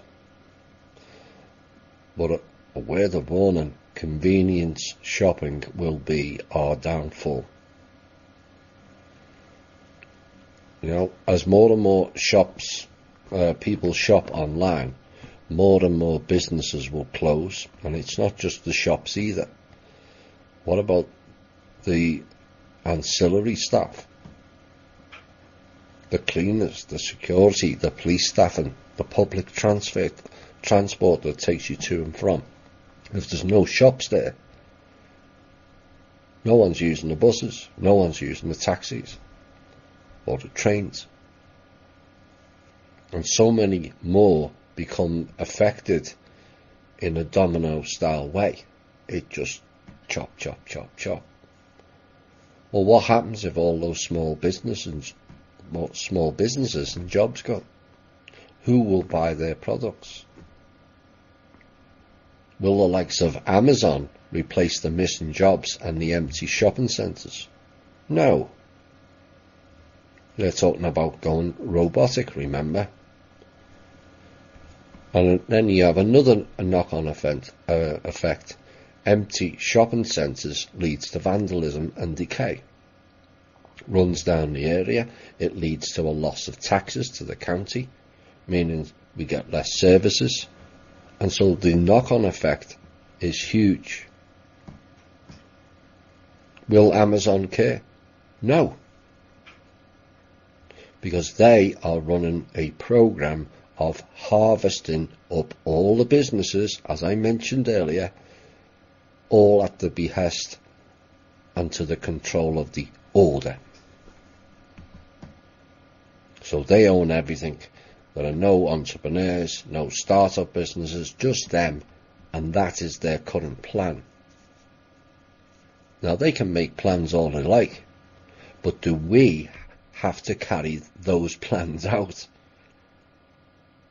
Is the key. If suddenly everyone decides we're not buying from Amazon, what happens to Amazon? It collapses. So we are the key, not them. So get off your computer, get out of your home and go and buy from the local shops. They're your lifeblood. It's the lifeblood of the town or the city. And it's also another way of how you can end their system. An example of you being the change, not just asking for it. It's a small change, but it has a big effect if numbers decide, no, I'm not going to order online.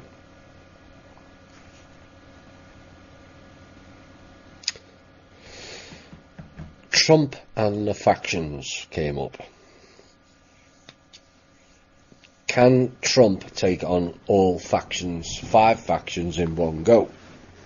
It's the question. Yes and no. It depends if Trump is not run by a faction himself, really, doesn't it? But let's run both scenarios, and I'll repeat again for the hard of hearing. Yes, you Mnuchin and your clowns. These are scenarios only. Let's say Trump is a faction, or working for a faction, and hypothetically say the Zionist faction. Well, then that faction will expose the other 4 factions that they're competing with, which would be the Asian, the Nazi, the Jesuit, and the secret society groups. Now, many are now beginning to see this play out in the alternative media.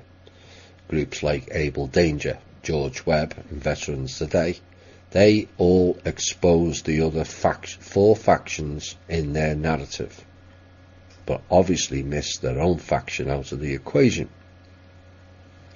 Now this leads to some people thinking that these groups are on our side. Partially they are, but not fully, not exactly.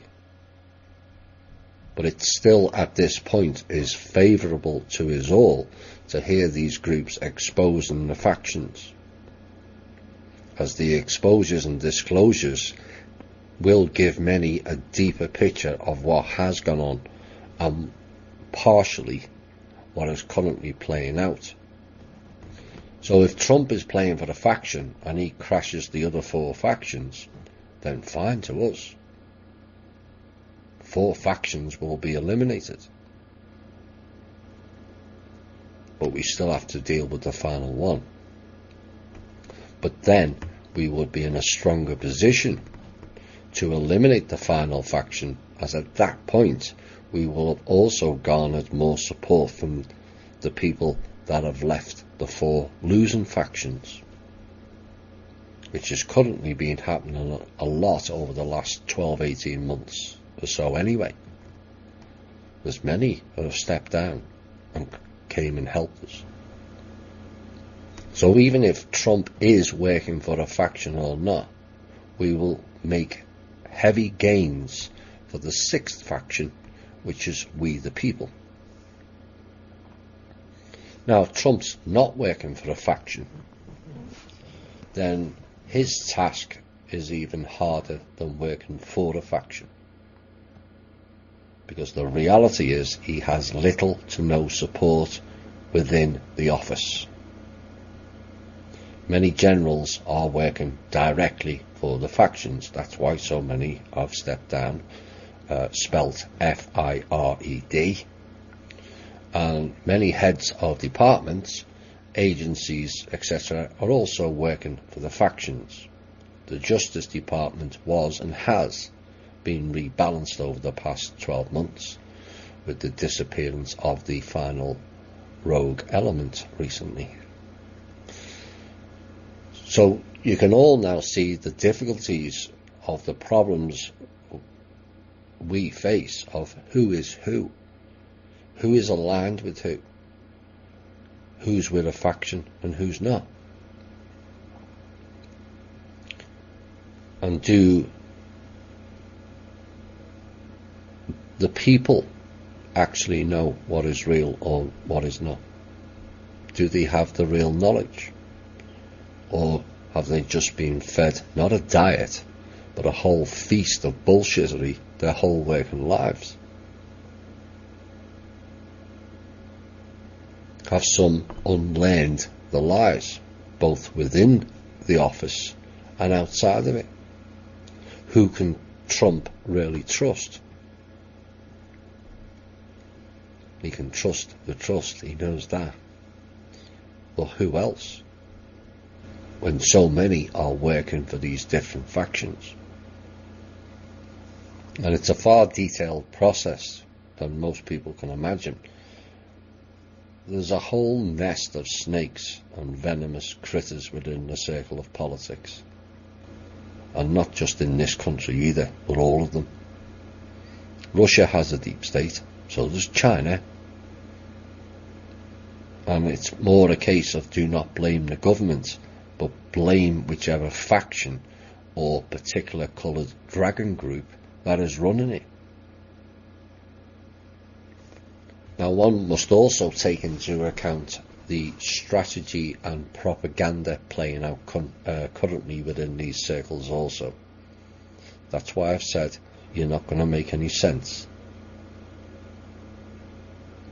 Reality is far away from what is being presented in alt media blogs, tweets or mainstream media. It will just not make much sense to most people currently, and it's designed that way on both sides. That's why we have to be careful, because if they know what, if I put out stuff wrongly at a wrong time, and it also means they know, and they can counteract it. So that's the problem of working in the current USA Inc. operating as a government. Who does Trump trust? Trump's not going to Switzerland. It's fairly obvious why. And who goes in his place? Mnuchin. Oh my. Going to take orders from his paymasters. Bolton.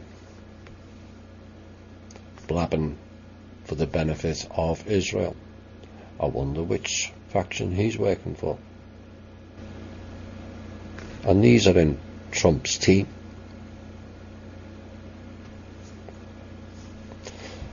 Not really his team, but you get the drift. I thought we'd run a story that I was sent about Kosovo and the issues that are going on over there, and so thanks for one of the members for sending it in.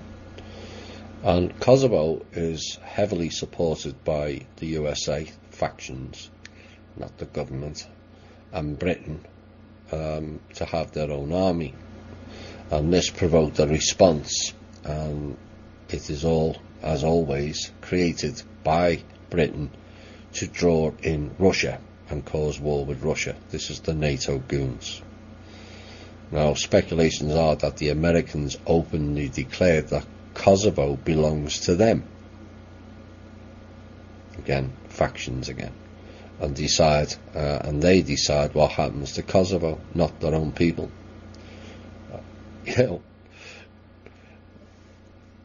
You've got one group saying we own Kosovo and we're going to decide what happens, like they said we own Ukraine, and yet here we are, probably near 200 million spent on an investigation into alleged Russian interference in our country.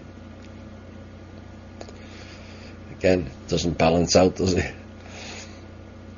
And anyway, they illegally entered into a Serbian part of Kosovo, which is heavily armed, and they are preparing to take over the northern Kosovo, which will almost inevitably cause an arms response. They're trying to trigger a war again, like Ukraine. That failed, and this one will also. And currently they are blackmailing Serbia to cut off ties with Russia, otherwise not only will they lose northern Kosovo, but southern Serbia also. And apparently the Kosovan media declared that Trump sent a very strong letter supporting Kosovo and threatening Serbia with bombing. Well, Kosovo demanded that the USA bombs Serbia again. And I suppose that these are the factions that are meddling against Trump and clinging onto the hope that they can regain influence and power. Yes, absolutely. The Boltons et al. And this is somewhat contradictory to pulling troops out of Syria. That was a Trump decision. You saw what happened next. Mattis, Pompeo and others all jumped ship. NATO, which is synonymous with America, technically, yeah, because we pay for most of it, have already armed the Kosovan Albanians already. Again, to the American people, this is what our money is being spent on. Creating fake situations just to draw in the Russians into a war. I want Trump to announce we're pulling out of NATO altogether. I know he's cut back the fund, just scrap it. Without American funding, like the UN, they collapse and are bankrupt. And NATO are also conducting military exercises within the Bonstil base for invading the Serbian part of the province. The Russian President Putin confirmed a visit to Serbia at the beginning of January and offered the full army support to defend Kosovo. And the writer says Kosovo is a burning ember, easy to ignite, and so they keep it alive, if you like, and it's a massive concern to the people of that region. There are plenty of so-called nationalists on both sides that will not hesitate to get arms into their hands, and Tito during his era built so-called underground cities, which is a military base with a military airport and direct underground runway to the Adriatic Sea, perhaps even further. Well, you can guarantee that. No one knows how far tunnelling stretches. There's more miles of tunnel than there are roads on the surface. That we do know. Well, the town where this person grew up had one underground base with long runways, and there were many others in the former Yugoslavia, hence very few planes were hit, mainly in combat during the last war. And NATO needs this city. They already have Montenegro and Greece and Macedonia, which is the Greek, which was never part of Greece. That is Greek Macedonia. Thanks for that. And also Bulgaria. And there is also a rumour that Kosovo is a portal from which unimaginable distance could be achieved due to some magnetic field, but we're not too sure about this. And I did hear from Albanian people when I was interpreting that Kosovo was so rich with uranium, go figure, and some other rare minerals, tungsten, that you could see sparkles when you sit in the garden overnight. Putin is threatening action because of Kosovo. Serbia is threatening action, and trust me, there are enough nationalists that would start a war. It's all tense, and the world attentions lie elsewhere. Well, hopefully by putting it in this show, it might bring more attention, and we can end that NATO game again. Another thing that was sent in by one of the members, and something that's going on in Australia, where they put forward a bill, a proposal, and I'm hoping by highlighting this it will get people active and in support of this, and it could also may trigger some people into doing a similar bill in America, because it's the same thing. And the gist of it is proposals to make politicians shoulder their share of the weight now that the age of entitlement is over. And the call is to scrap political pensions. Politicians can purchase their own retirement plan, just as most other working Australians are expected to do. Retired politicians, past, present and future, participate in Centrelink, and a politician collects a substantial salary while in office, but should receive no salary when they're out of office. Terminated politicians under 70 can go and get a job or apply for Centrelink unemployment benefits like most ordinary Australians. Terminated politicians under 70 can negotiate with Centrelink like the rest of Australian people also. Funds already allocated to the politician's retirement fund to be returned immediately to consolidated revenue. This money is to be used to pay down debt they created, which they expect us and our grandchildren to repay for them. Politicians will no longer vote themselves a pay raise either under this new proposal. Politicians' pay will rise by the lower of either the CPI or 3%. Politicians should lose their privileged healthcare system and participate in the same healthcare system as ordinary Australian people, i.e. politicians either pay for private cover from their own funds or accept ordinary Medicare. Politicians must equally abide by all laws they impose on the Australian people. All contracts with past and present politicians, men, women, are void, effective of December the 31st, 2018. The Australian people, for their part, did not agree to provide perks to politicians. That burden was thrust upon them, and politicians devised all these contracts to benefit themselves. Exactly. They just paid off to keep quiet and play their puppet role. So the Australian people who wrote this think serving in Parliament is an honour, not a career. And the founding fathers envisioned citizen legislators, so our politicians should serve their term or terms, then go home and back to work. If each person contacts a minimum of 20 people, then it will only take 3 or so days for most Australians to receive this message. Don't you think it's time? This is how you fix Parliament and help bring fairness back into the country. Hear, hear. Where are we next? Should we do that piece? See what we've got left.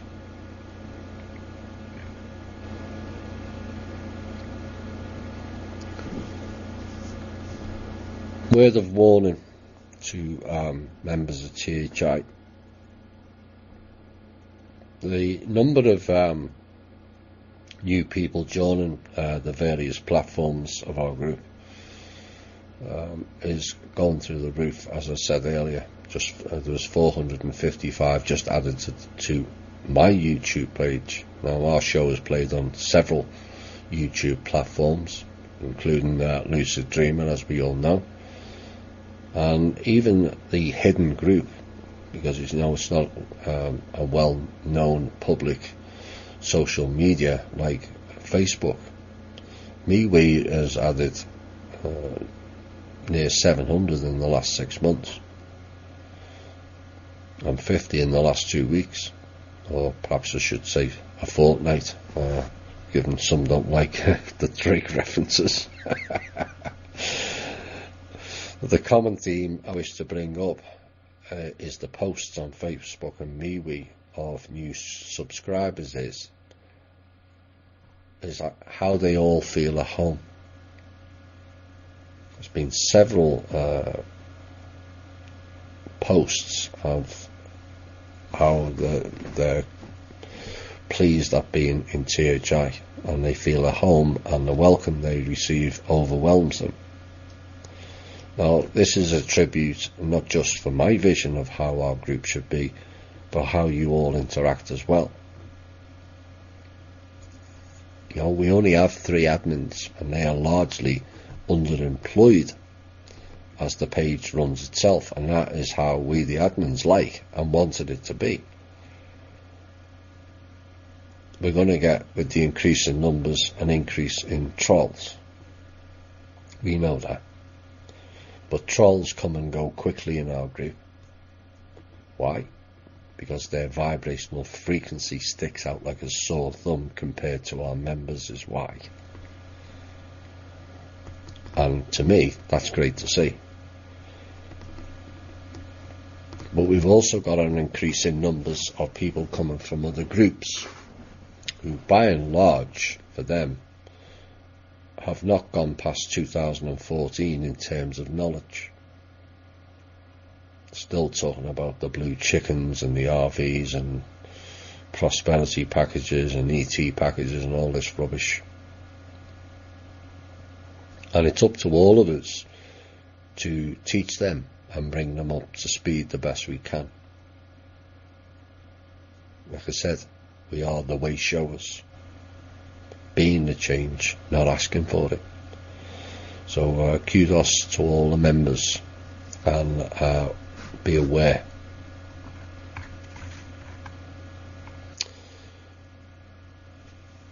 Of course, the alt media and some of the YouTube people were all championing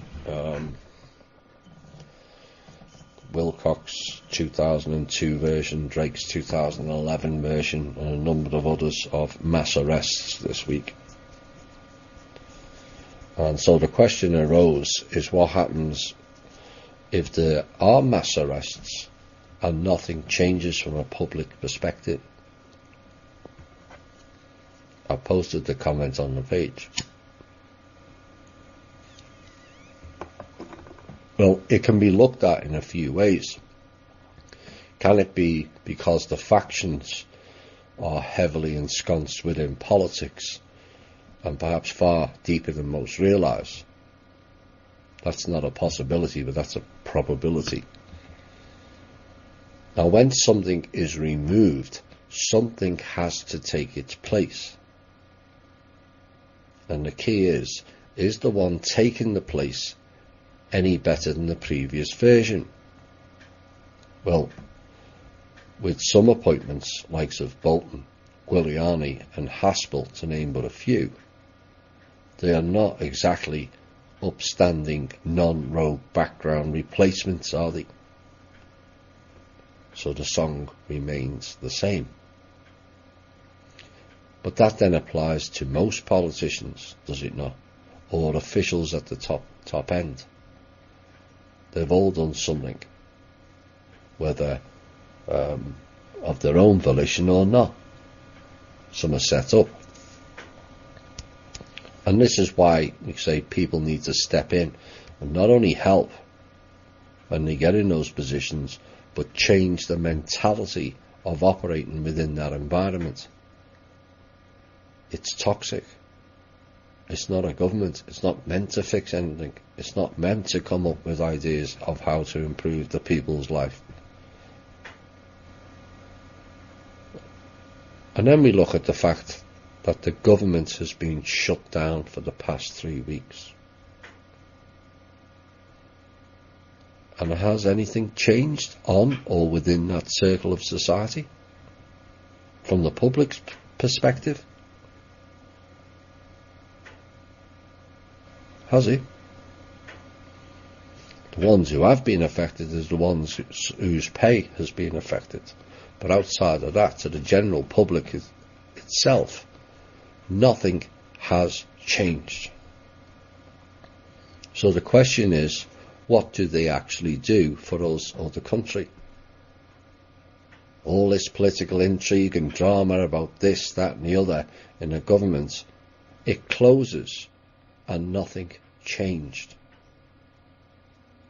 Why is that? Well, it changes nothing because they're not there to change anything. They can't, even if they wish to. This is what we've been saying all along. The government doesn't fix anything for we the people. We have to. And by we have to means we must provide a platform and a structure to make that government work for and by the people only. Not by fake parties. Because if you think for 1 second one party is better than the other, you haven't learnt enough of how things really work. And you're blinkered by the program illusion one party will make a difference. It never has. What makes you think it's going to change now? They all come in with their sales pitch 12 months before the main election. And then what did they do? Nothing. Why? Because they are show people. Theatre. They're not real politicians. They're not allowed to be real politicians. And then you hear people said 10 years ago, well, it can't be any worse than Bush, they said. And in came Obama, babbling about change. Yeah, right. So Obama, in 8 years, as a Democrat, I might add, and despite being the first ever black president,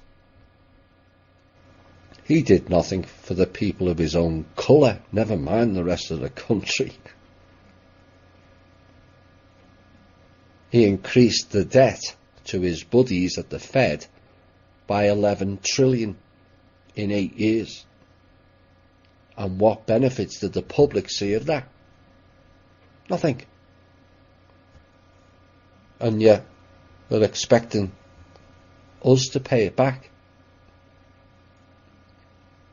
Now, thankfully, the trust stepped in recently and erased that debt of 20 trillion. The country owes nothing. And also the debt to China, wiped out. Politicians are salespeople, and we always buy it. Throw in a little hopium and a 4-year memory loop wipe, and let's repeat it again in the next election. Except what they do is they switch the narrative from one side to the other, like the wall narrative. A few years ago, the Democrats were arguing for a wall. Now they're arguing, we don't want a wall. They just flipped the narrative. You know, you read that script now. So we have no government currently, and nothing has changed. So those with common sense will have worked out by now. We never had a government when it was open.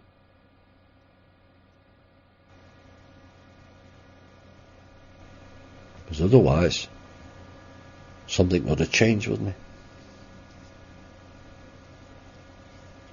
Blaming the government is pure folly. Blaming the president is pure folly.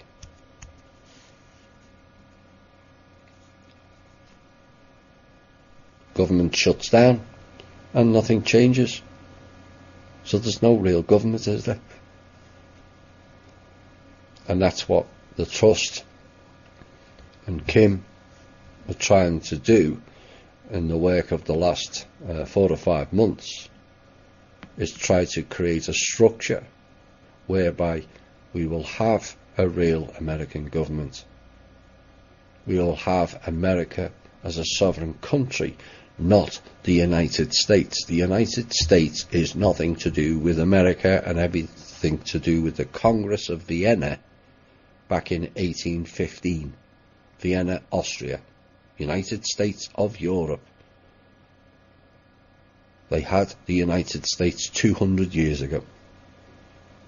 So all this nonsense about the EU and states all being together, you've been states all together under the United States since 1815. We'll have a real American currency, a real American bank, not the Federal Reserve, a real tax office, the Tax and Revenue Service, not the let's loot every American and sieve it over to the Rothschild service.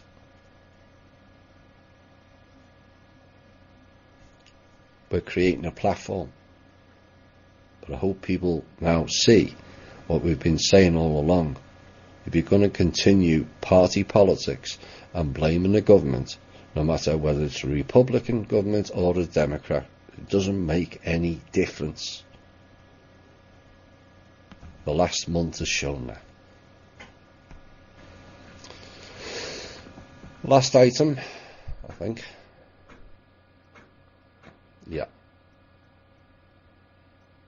The news piece I did earlier of Manafort's links with the Russians from 2005,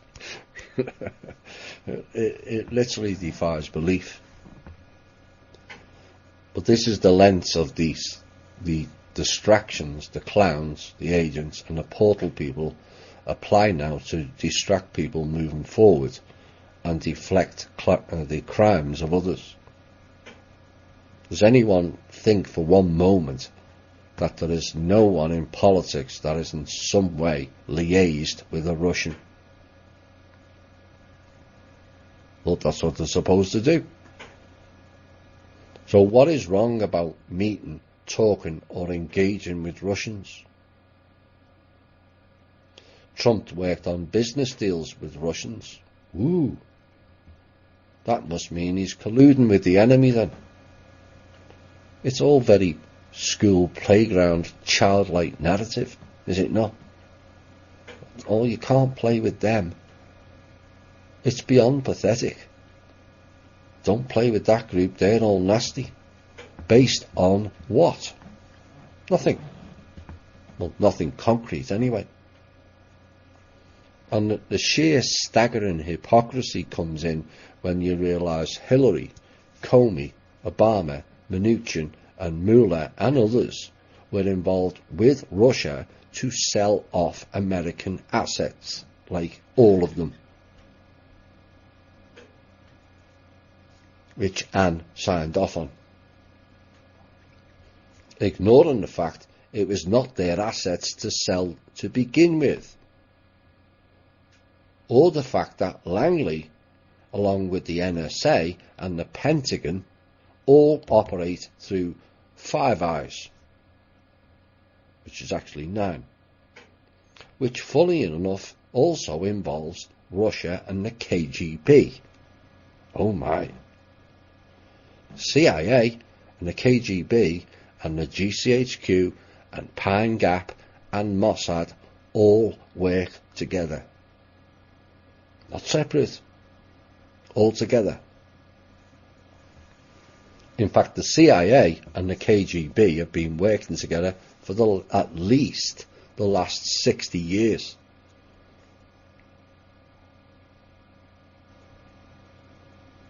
Now, under the portal people and their bizarre rules,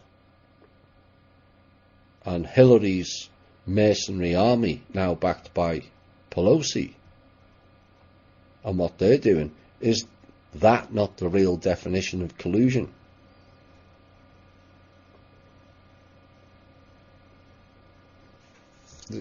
This has gone beyond stupid now, and about as stupid as telling kids to get under a school desk, it will save you from a nuclear bomb that goes off outside the school. Really? Have you not worked it out by now? After 50 plus years of being told the Russians, or the commies, except Russians are not commies actually, and neither are Chinese. For those who are new, listen to my series From Russia with Love. It tells you who created the commies. It wasn't the Russians, and it certainly wasn't the Chinese either. Yet again, an example of countries being used for a political ideology, and the people pay the price. So Americans have had 50 or 60 years. The Russians are coming to get you. You would think they would have arrived by now, wouldn't they? The most advanced military tech on the planet. No, it's not America, but Russia, and they haven't done anything with that yet. Methinks they're not going to. They never were going to. And it's time to think sensible. Final piece about the past.